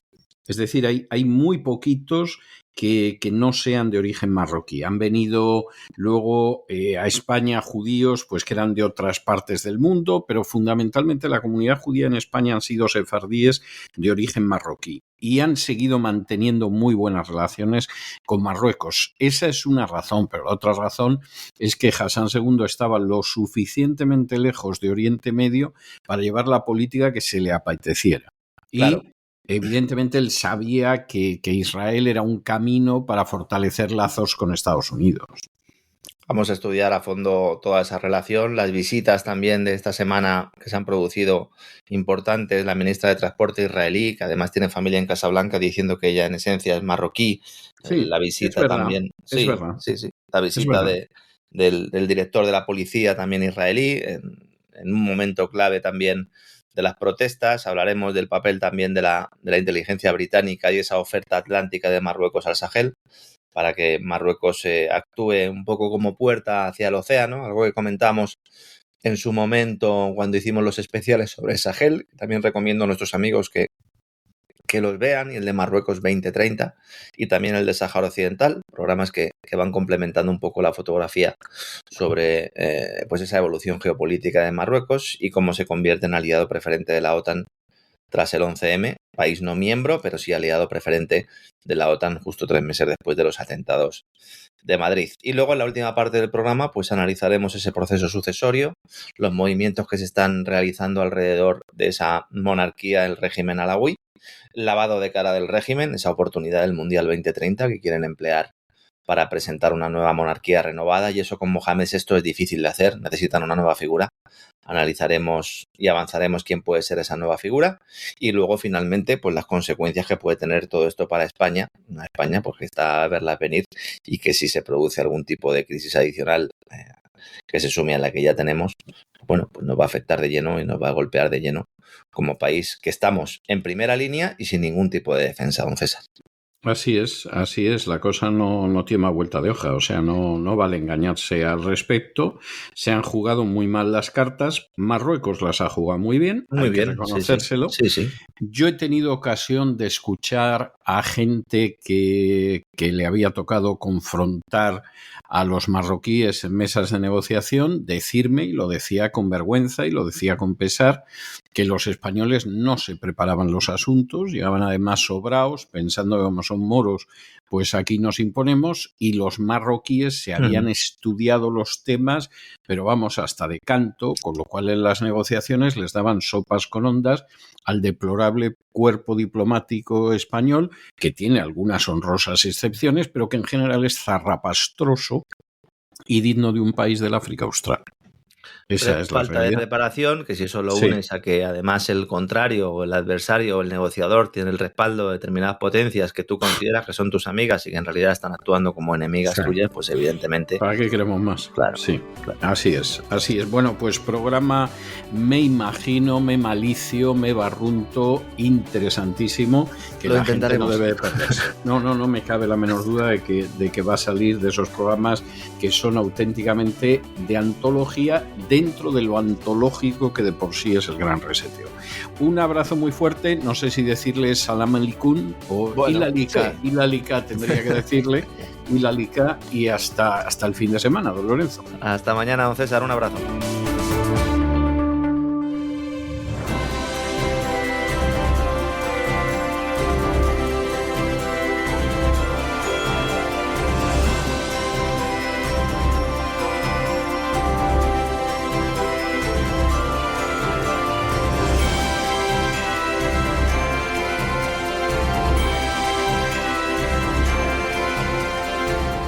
Candilejas, teatro y espectáculo con César Vidal.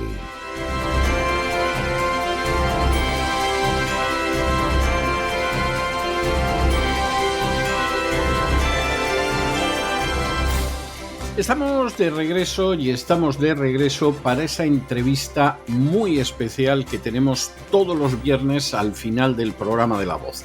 Ustedes saben que esa entrevista está siempre muy cerca de mi corazón, y está muy cerca de mi corazón, aunque en justicia siempre tenga que recordar que de lunes a jueves el programa La Voz acaba con especialistas, que pueden ser especialistas en economía, en psicología, en literatura, que son de primerísimo nivel. Pero los viernes los tenemos reservados para gente que es muy especial, y además gente que no solo es muy especial, sino que queremos que ustedes conozcan.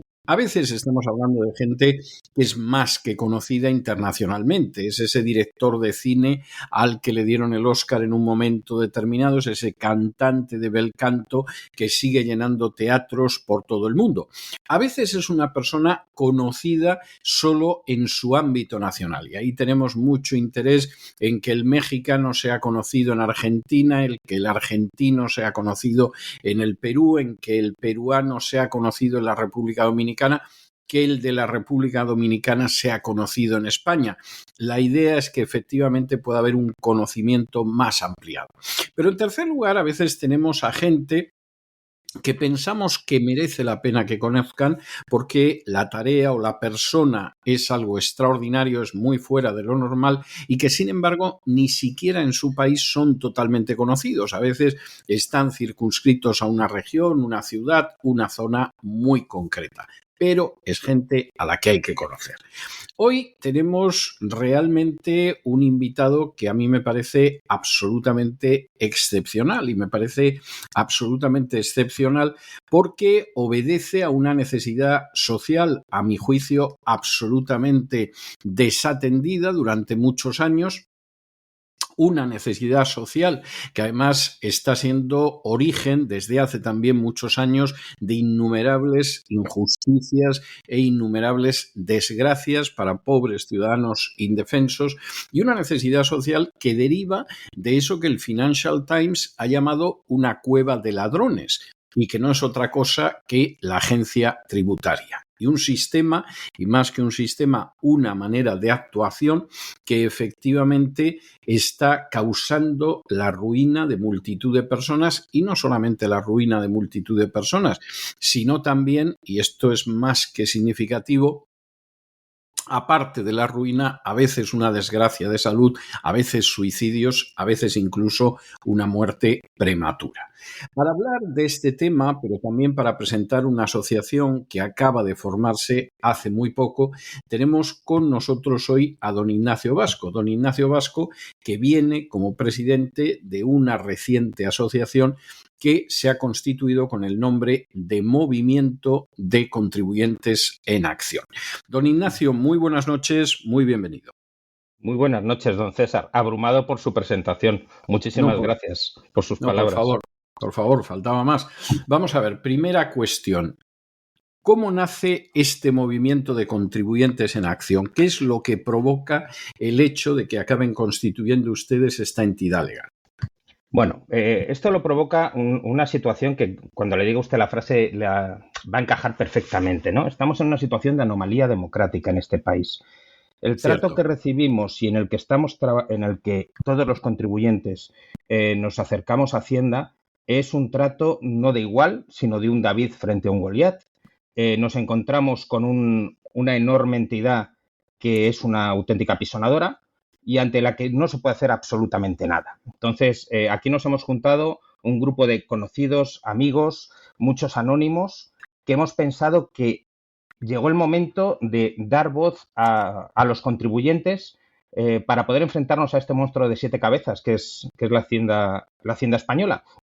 Y creo que es el momento idóneo porque nos hemos estado callando demasiado tiempo y creo que ha llegado el momento de actuar y de hacer cosas diferentes.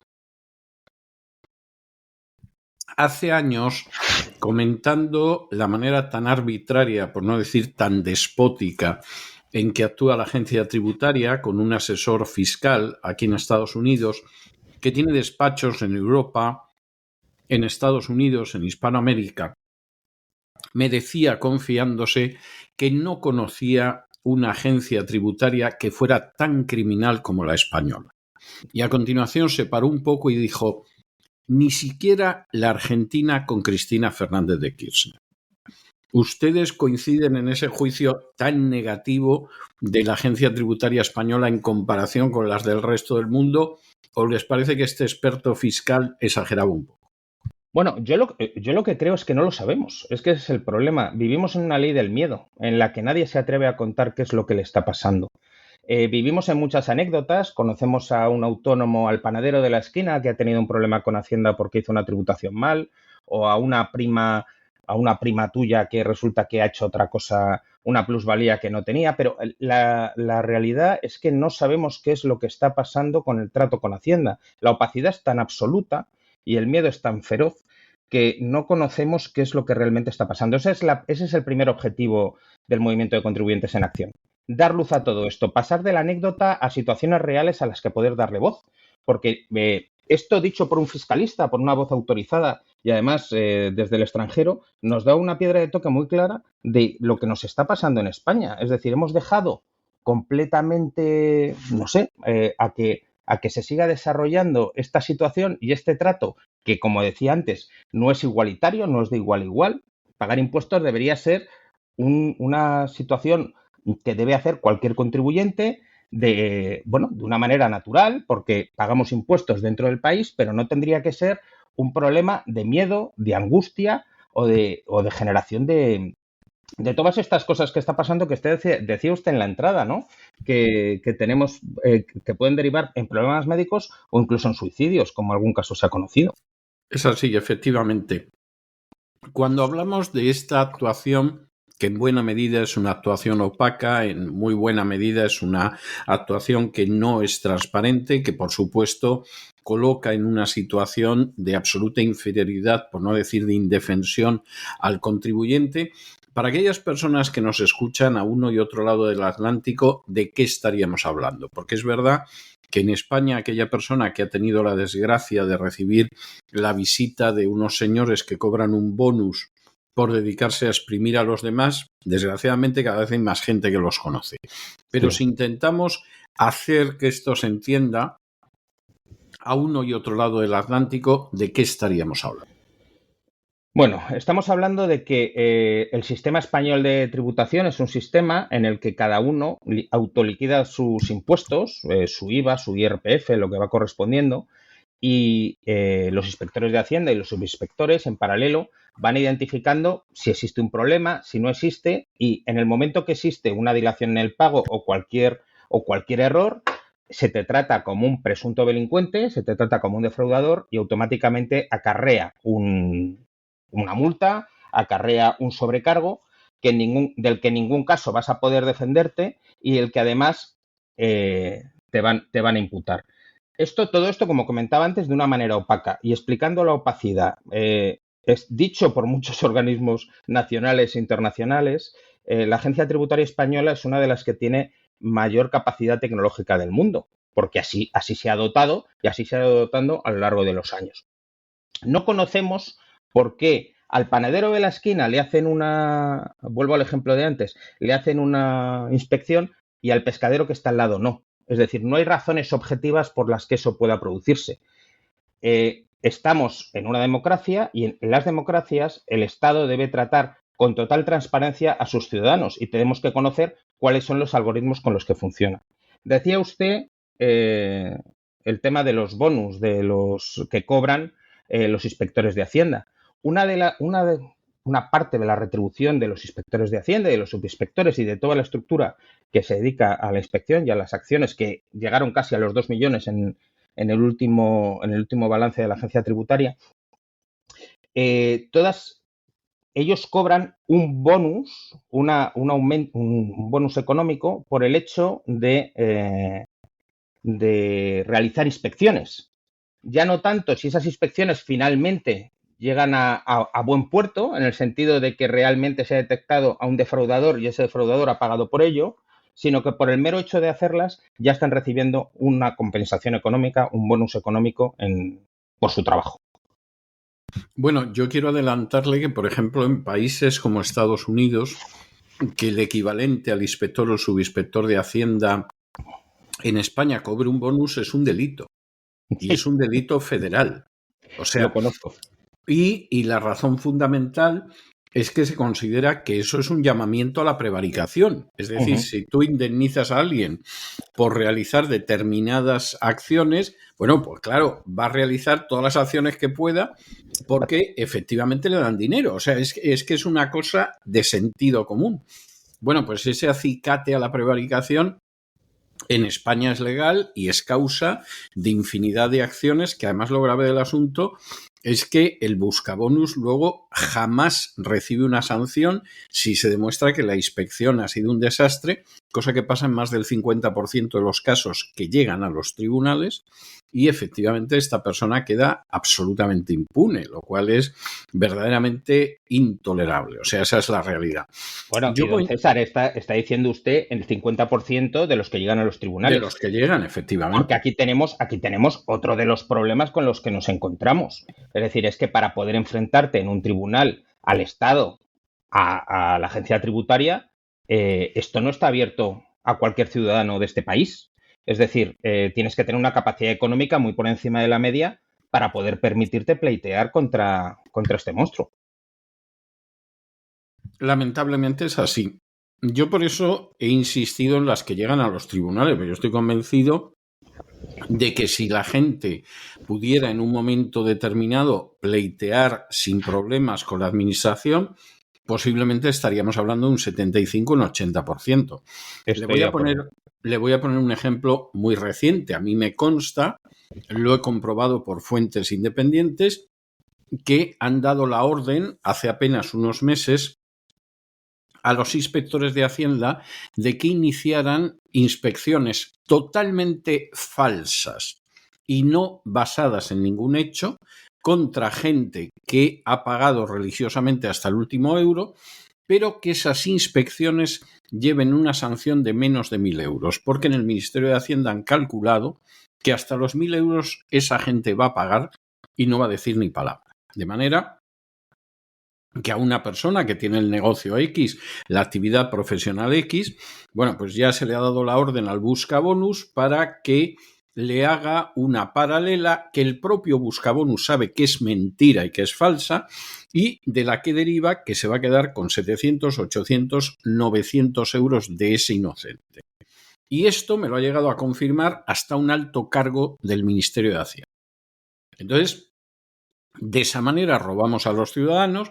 Bueno, les robamos una cantidad modesta, 600, 700, 800, 900 euros, porque tenemos calculado que por una cantidad así no van a pleito, se dejan robar y prefieren no meterse en líos. Bueno, evidentemente esto es propio de una banda de delincuentes, no de un grupo de funcionarios responsables. Absolutamente. O sea, no tengo constancia de eso que usted me dice, pero vamos, es que solo el hecho de que de alguna manera pueda ser real me parece terrible. Pero es que todo esto se soluciona si yo tengo una claridad sobre la información, la muestro de manera transparente y actúo como un organismo que lo que busca es que el ciudadano tribute de manera responsable y se persiga el delito, se persiga el defraudador. Pero es que aquí no estamos trabajando así. Es que ese es el principal problema con el que nos estamos moviendo en España en este momento. Y el problema es que estamos en la anécdota, que es una de las cosas que a mí me ha terminado empujando a esto. Es que de alguna manera es muy difícil hablar. El otro día me hacen una entrevista en una televisión y antes hicieron un corte con el canutazo a media docena de personas en la calle. Y todas las respuestas eran de miedo, pavor, no me hable usted de Hacienda, ¿cómo puede ser esto? Todo el mundo huía del micrófono, no querían hablar. Pero la realidad de todo esto es que si somos capaces de identificar patrones en los que se está produciendo una determinada actividad, nadie nos va a poder decir, pues esto que usted me acaba de contar, a lo mejor podemos llegar a comprobar que es real, pero tendremos que saberlo si encontramos a un grupo grande de personas que nos está contando lo mismo. Sí.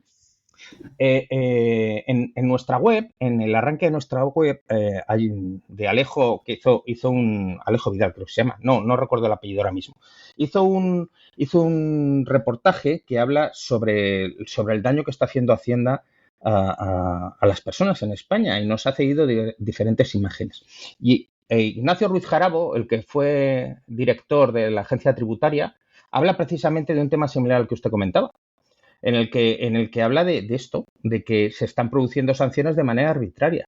Yo esto no lo conozco. ¿Por qué? Porque hay una total opacidad en los medios, en la comunicación que realiza la agencia tributaria hacia los ciudadanos. Y esto es, aunque funcionara perfectamente y aunque no tuviéramos todas estas cosas que estamos comentando, es que la transparencia de cualquier agencia gubernamental de cara a los ciudadanos, salvando los temas de seguridad, evidentemente, tendría que ser absoluta. Tendríamos que conocerla de manera clara y contundente. Y eso no se está produciendo. Entonces, esa es una de las primeras cosas que nosotros necesitamos. Es decir, que la ley de garantías del contribuyente, que de facto existe, no se está aplicando. No la conocemos. O sea, es una ley de plazos y de seguimiento en determinadas situaciones, pero básicamente lo que está diciendo es que el tiempo que pasa desde que te digo que te voy a sancionar a que te voy a sancionar es X y lo cumplo a rajatabla. Pero no hay un trato igualitario, no hay un trato igual que cualquier notificación de Hacienda, en el momento que le cae en las manos a cualquier persona que no tenga un máster en tributación, se las ve y se las desea para entender qué es lo que le están pidiendo o qué es lo que le están diciendo. Vivimos en el mundo de la asistencia y de la lectura fácil. Vayamos hacia ello, vayamos hacia un sistema que se entienda, que las personas que reciben una notificación se entienda. Y si no se entiende, pues la tendencia es a pagar, a tener miedo, a no pleitear o a no presentar un recurso porque no entiendo exactamente qué es lo que me están pidiendo. Y si la cantidad es pequeña, la pago.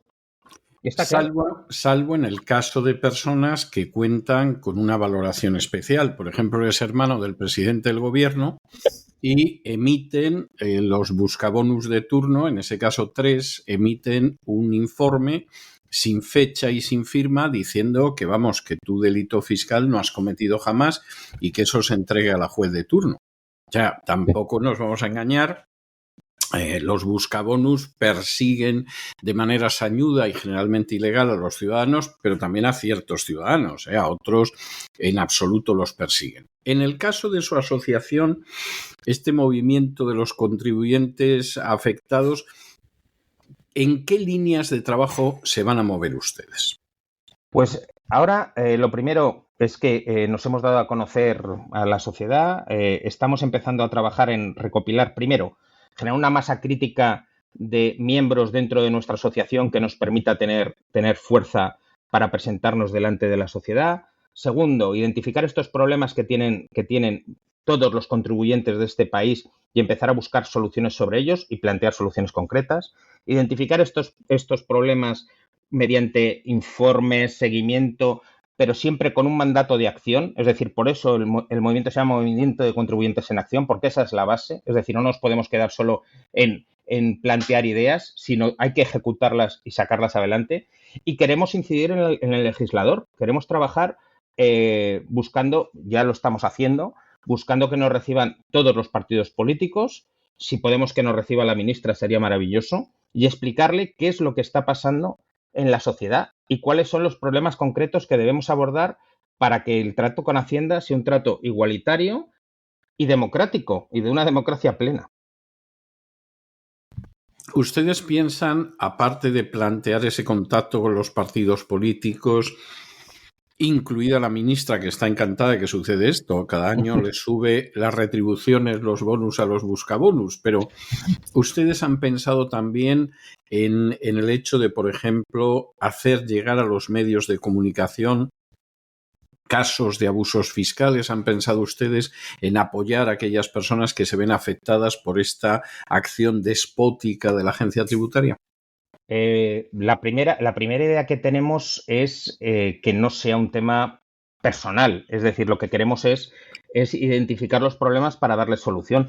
Si nos encontramos con un caso lo suficientemente flagrante como para que esto sea así, pues lo iremos contando, ¿no? De hecho, tenemos una parte que queremos contar testimonios de gente que se atreva a contarlos a través nuestro, pero que no dando sus datos personales, ¿no? Que es el primer problema del pánico total que existe. O sea, que Hacienda signifique miedo en castellano es un problema sobre el que hay que poner un foco, y un foco bien grande, porque es que es así. O sea, ante cualquier persona está pensando eso. No, yo no tengo ninguna duda de que efectivamente uno de los factores que utilizan es el terror. Es decir, Sí, sin lugar a dudas. Llamemos a las cosas por su nombre. Se intenta aterrorizar a la gente para que ceda, para que se rinda, e incluso en algunos casos el terror utilizando el lado penal de la administración de justicia. Yo me he encontrado con casos vergonzosos en que lo que es una mera cuestión administrativa que tendrían que dirimirla los tribunales contenciosos administrativos, el canalla de turno, el buscabonus de turno de la agencia tributaria decide convertirlo en una causa penal cuando no es una causa penal, como manera de quebrar la resistencia del contribuyente. Esto es un fraude de ley de manual, pero lo grave del asunto es que me he encontrado casos en que el fiscal accede a convertirse en instrumento de un fraude de ley y el juez de instrucción accede también a convertirse en un instrumento del fraude de ley. Y me ha tocado verlo. Luego, efectivamente, en algún momento de la causa, en el Supremo, en la audiencia, etcétera, eso se desploma y se viene abajo, como ha pasado en algún caso célebre, pero de momento es así. Y me ha tocado ver incluso, y esto ya me parece el colmo del envilecimiento del aparato de la Administración de Justicia, cómo hay fiscales que acusan en falso a gente que no tiene nada que ver con la causa, para poder condenar a una persona que es inocente, pero sobre la que ha puesto el punto de mira la agencia tributaria, que es un grado de envilecimiento y encanallamiento de la Administración de Justicia que yo, que ejercí la abogacía en mi mocedad durante una década, jamás pensé que se pudiera descender tan bajo, que se pudiera envilecer tanto la toga de un servidor público como es el fiscal del Ministerio Público. Es decir, hasta qué grado de práctica del terror, de la injusticia y de la prevaricación ha llevado al país la agencia tributaria es algo que la mayoría de la gente realmente no se lo imagina. ¿Cómo piensan ustedes apoyar a los afectados? Es decir, vamos a suponer que yo ahora mismo me encuentro en esa situación y de pronto yo acudo a ustedes y le digo, mire, don Ignacio, me encuentro en esta situación. ¿Cómo han pensado ustedes que pueden brindar ayuda a esa gente? ¿Ofreciéndole asesoramiento legal, informándoles? ¿Cómo? No somos un grupo. No somos un grupo de fiscalistas ni somos un grupo de abogados. Somos un grupo de ciudadanos que busca cambiar la situación en la que vivimos. Más allá de dar a conocer, o sea, tenemos que dar a conocer todos esos problemas para que no sean anécdotas, para que no sea algo que se quede en el tintero y que sea un problema más de cualquier ciudadano, de cualquier contribuyente. Necesitamos tener muy claro qué es lo que está pasando en este país con luz y taquígrafos. Tenemos que poner el foco y esa es la manera de que podemos ayudar a cuanta más gente, mejor. Y yo ya me he encontrado en esta semana y pico que llevamos trabajando, ya me he encontrado con problemas que se repiten. Es decir, con situaciones que se están repitiendo. En la línea de lo que usted comentaba de pequeñas sanciones, en otras líneas que tienen que ver de seguimiento e inspección tras inspección hasta de manera terrible, dando a conocer esos problemas, identificando cuáles son, pidiendo claridad y sobre todo modificando las leyes de este país que eviten que esta situación se siga produciendo. Es decir, tenemos que incidir muy fuerte en el legislador para que cambie, porque si no lo cambiamos, seguimos estando al albur de un funcionario que decida o no decida, porque no tiene transparencia alguna, ni tiene por qué contar porque ha fiscalizado la cuenta de una persona o de otra, o de una empresa o de otra, y a partir de ahí empezar a que el trato entre Hacienda y los ciudadanos sea igualitario. O sea, es que yo creo firmemente en que si somos capaces de que Hacienda empiece a comportarse como un organismo transparente, muchos problemas van a acabar, porque esos tratos de favor tienen que desaparecer. Da igual cómo te llames, da igual el dinero que tengas. Si de manera transparente podemos saber cuál ha sido el trato para un determinado contribuyente y se puede identificar el expediente de manera completa, se va a acabar muchas cosas de las que están pasando. Pero es que el problema es que esto no es así hoy. No, ciertamente no lo es.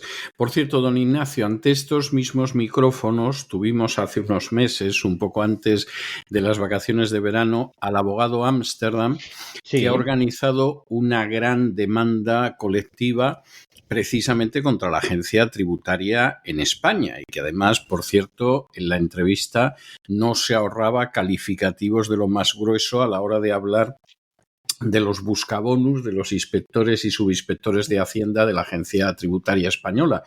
¿Mantienen ustedes algún tipo de contacto con ese despacho? Sí, igual que lo mantenemos con ya una veintena de asociaciones y de confederaciones empresariales y de autónomos en este país. A mí lo que me parece terrible es que tenga que venir un abogado extranjero a contarnos este problema que tenemos en España, porque en España tenemos tal miedo que no somos capaces nosotros de levantar la cabeza y de decir lo que pensamos y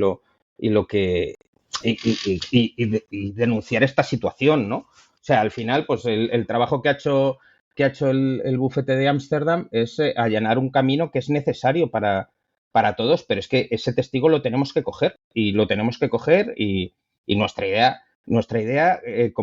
como le decía, es conseguir que se cambien las leyes de este país, y para eso esto, o sea, es una tarea hercúlea, lo sé, pero si no se empieza, jamás se terminará, ¿no?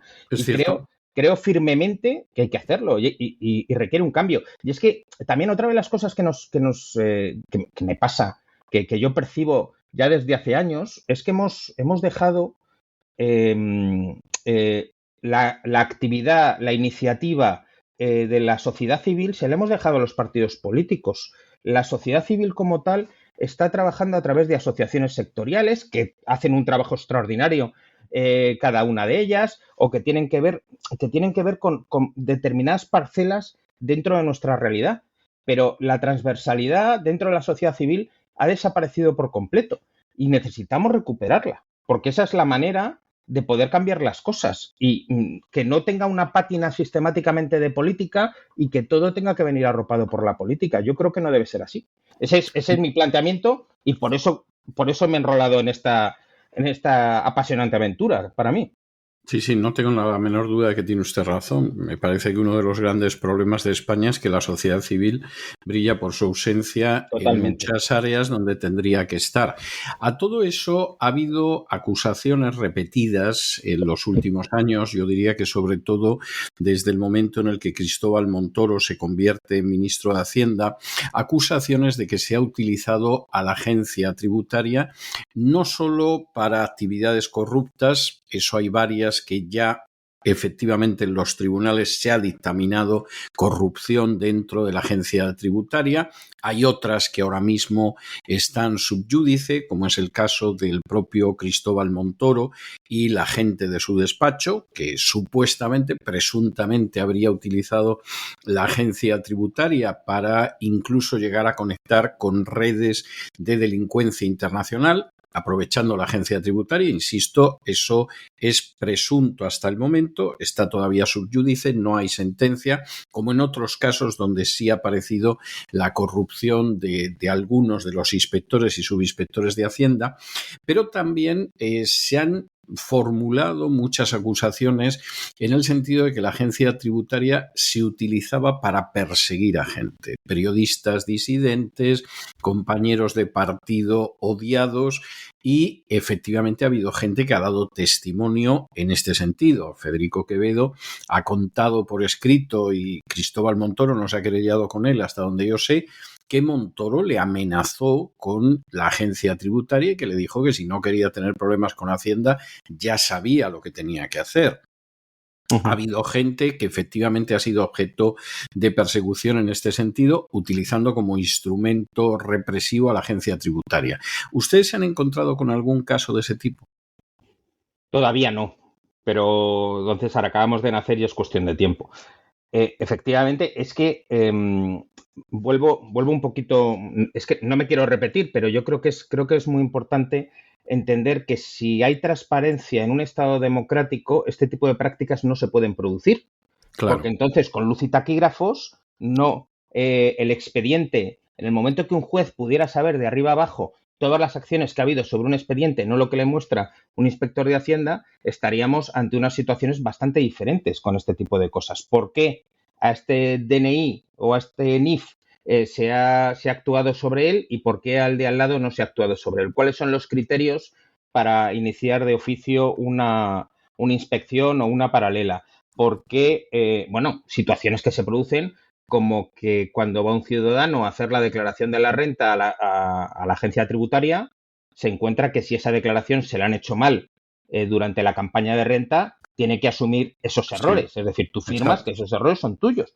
Pero algo tan simple como esto no puede producirse. No puede producirse. Si un ciudadano que no tiene ni el conocimiento ni la capacidad técnica para poder rellenar un impuesto que tiene más de 700 casillas, como el impuesto sobre la renta, no es capaz de hacerlo y se acerca a una oficina de la agencia tributaria para poder realizar de manera absolutamente concienciada en hacer bien las cosas y se encuentra con que eso no es así por un error que se ha producido en esa ejecución dentro de las oficinas de la agencia tributaria, por mucho que sea una campaña de renta y no sea inspector en la que la hace, alguna cuota de responsabilidad deberá tener, digo yo, o sea, me parece un mínimo, ¿no? Entonces, este tipo de cosas son las que la falta de transparencia y la falta de claridad y los procesos y una capacidad tecnológica fuera de toda duda nos llevan a decir, oye, basta ya y vamos a ver qué es lo que está pasando y que queremos luz sobre todo esto.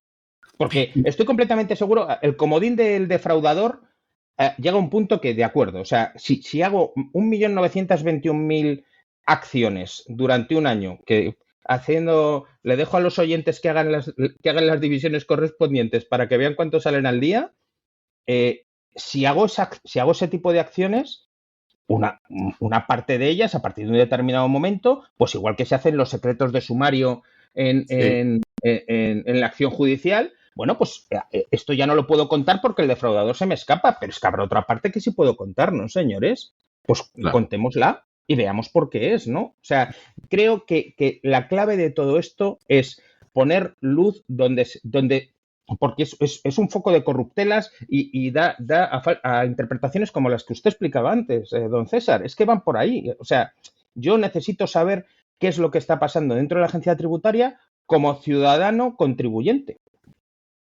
Es bastante obvio. Por cierto, me va a permitir una pregunta, don Ignacio, porque usted es coautor de un libro, sí, además de un libro que se ha publicado este año que se titula El ocaso del estado del bienestar y que se dedica a estudiar lo que ha sido la evolución del gasto público en España desde el año 95 hasta el 2022. Usted me corrige, pero vamos a ver, en España no hemos dejado de pagar o no han dejado de pagar impuestos cada vez más en ese periodo de tiempo que usted analiza en su libro. Uh-huh. Los servicios de recaudación de la agencia tributaria no dejan de batir récords de recaudar cada vez más. Los servicios, sin embargo, cada vez son peores. Hay veces que yo tengo que decir con profunda vergüenza que da la sensación de que servicios públicos que funcionaban en España, bueno, por lo menos decorosamente, razonablemente bien, cada vez funcionan peor. A veces hasta parece que uno está asistiendo a espectáculos de un Estado fallido. Y entonces la pregunta que se impone es, vamos a ver, cada vez los españoles pagan más impuestos. Cada vez las recaudaciones son más elevadas, cada vez los servicios son peores. ¿Dónde está yendo ese dinero? ¿Qué pasa para que el estado del bienestar, en vez de ser cada vez mejor, sin embargo, esté asistiendo a eso que usted denomina el ocaso? Pues estar en el gasto político, como está explicado en ese libro que he escrito con mi socio y amigo José Ramón Riera. Es que el gasto político ha crecido enormemente. Lo que analizamos en el libro es que definimos claramente qué es para nosotros el estado del bienestar, que lo venimos a llamar economía del bienestar, y que son los servicios públicos básicos que debe cubrir el Estado. Debe pagar las pensiones, debe cubrir sanidad, educación, seguridad, fuerzas, defensa, la parte judicial y penitenciaria. Y creo, entonces, todo eso es lo que inicialmente, cuando se definió el welfare state, cuando se definió el estado del bienestar, era lo que cubría el Estado. Ahora resulta que el estado del bienestar se ha convertido en un más gastos, que es lo que hemos venido a llamar gasto político, que son los que no paran de crecer y son los que más crecen. Entonces, la problemática aquí no está en que tengamos un sistema sostenible desde el punto de vista de los impuestos. Es decir, que con los impuestos que pagamos, la economía del bienestar, estas acciones son perfectamente asumibles. El problema es que el Estado tiene una maraña de gastos por encima de esto, que además, volvemos al punto anterior, opacidad, desconocimiento, dificultad para desenmarañarlo. Una cantidad brutal de organismos. Hay una administración paralela en este país, tanto a nivel nacional como a nivel de autonomías o a nivel de ayuntamientos, que es espectacular, que por ahí irá el siguiente análisis del libro que estamos planteando para el próximo año. Entonces, todo esto lo que está generando es un problema de sostenibilidad, pero que no es tal. Es decir, el problema de sostenibilidad es porque estamos pagando una estructura política brutal dentro del Estado. Y eso también hay que meterle mano y eso también hay que actuar sobre ello. Pero realmente la tributación, lo que estamos pagando los españoles, da perfectamente para cubrir todas las necesidades de la economía del bienestar, de ese estado del bienestar donde tengo lo que es estrictamente necesario. Don Ignacio, permítame que le pregunte algo para ver si le he entendido correctamente. Con los impuestos que pagan los españoles, ¿se podría cubrir de sobra el sistema de pensiones? ¿Se podría cubrir de sobra el sistema sanitario? ¿Se podría cubrir de sobra el sistema educativo? El problema es que ese dinero va a gasto político y por lo tanto no salen las cuentas. Efectivamente, así es. Lo ha entendido usted perfectamente. Las cuentas no salen porque el gasto político no para de crecer. Y esa es una de las realidades que tenemos en este país. Sí, no tengo la menor duda. Tiene paralelos, desgraciadamente, en otros países. Y cuando se habla de recortar, siempre son las pensiones, la sanidad, la educación, porque el gasto político lo devora todo. Bueno, don Ignacio, queda usted emplazado para dentro de unas semanas, junto con su coautor del libro El ocaso del estado del bienestar, para hablar del libro. Buah, fantástico. Entonces, pues te lo agradezco mucho. Yo voy a intentar leer el libro durante estas semanas y queda usted emplazado para venir otro viernes, tanto usted como el otro coautor, y vamos a analizar todo lo que cuenta, porque me parece que es un tema de una importancia absolutamente esencial en estos momentos, cuando además cada vez las cargas sobre el ciudadano son mayores y no paran de decirle que se vaya olvidando de servicios como puede ser la sanidad, como puede ser la educación, como puede ser las pensiones, porque no son sostenibles. Cuando la realidad es que no son sostenibles porque esos fondos van hacia otros fines de carácter político, muchas veces inconfesables. Pues, don Ignacio, yo tengo que darle muchas gracias por este tiempo que usted nos ha concedido de una manera tan gentil y en otra época, cuando estas entrevistas se realizaban vis a vis en un estudio de radio, cuando eran cara a cara, yo tenía la costumbre, poco como un gesto de gratitud hacia la gente que había tenido la gentileza y la paciencia de someterse a la batería de preguntas, como es el caso de usted, tenía la costumbre de regalarle uno de mis libros dedicado, siempre haciendo la salvedad de que no estaban obligados a leerlo, era simplemente un gesto de agradecimiento. Eso no es posible en el ciberespacio y entonces yo el libro lo tengo que sustituir por una pieza musical, por una canción, y en su caso le voy a dejar con una canción de The Dubliners, que es un excelente conjunto de música irlandesa que se llama Whiskey in the Jar, que sería whisky en la jarra, pero que cuenta la historia de un atraco. Un atraco, por supuesto, muchísimo menos peligroso que los atracos que practican los buscabonus de la agencia tributaria, que esos sí que son un peligro, ¿no? Yo recuerdo una época en que se contaba un chiste de una persona que estaba en una joyería y de pronto entraba un señor con un maletín y le decía, soy un inspector de Hacienda. Eche usted el cierre. Y el hombre, cuando echaba el cierre, el joyero, el que había entrado presentándose como inspector de Hacienda, le decía, soy un atracador. Y el joyero decía, menos mal, me había dado usted un susto. Bueno, pues esta es la realidad en España, ahora más que cuando empezó a contarse ese chiste. Y yo le dejo con este atraco irlandés, que vamos, esto es una anécdota para reírnos, comparado con lo que son los buscabonus. Muchísimas gracias por todo, un abrazo muy fuerte y ya sabe usted que queda emplazado para una próxima ocasión. Muchísimas gracias, don César, así lo haremos. Se lo agradezco mucho y muchísimas gracias por esta entrevista. Y con estos compases sin duda alegres del whisky en la jarra entonado por los Dubliners, hemos llegado nosotros al final de nuestra singladura de hoy del programa La Voz. Esperamos que lo hayan pasado bien, que se hayan entretenido, que incluso hayan aprendido una o dos cosillas útiles. Y los emplazamos para el lunes de la semana que viene, Dios mediante, en el mismo lugar y a la misma hora. Y como siempre, nos despedimos con una despedida sureña. God bless you. Que Dios los bendiga. El programa La Voz es una producción de Artorius Incorporated y al amparo del derecho a la libertad de expresión. No se hace responsable de las opiniones vertidas en el curso del mismo.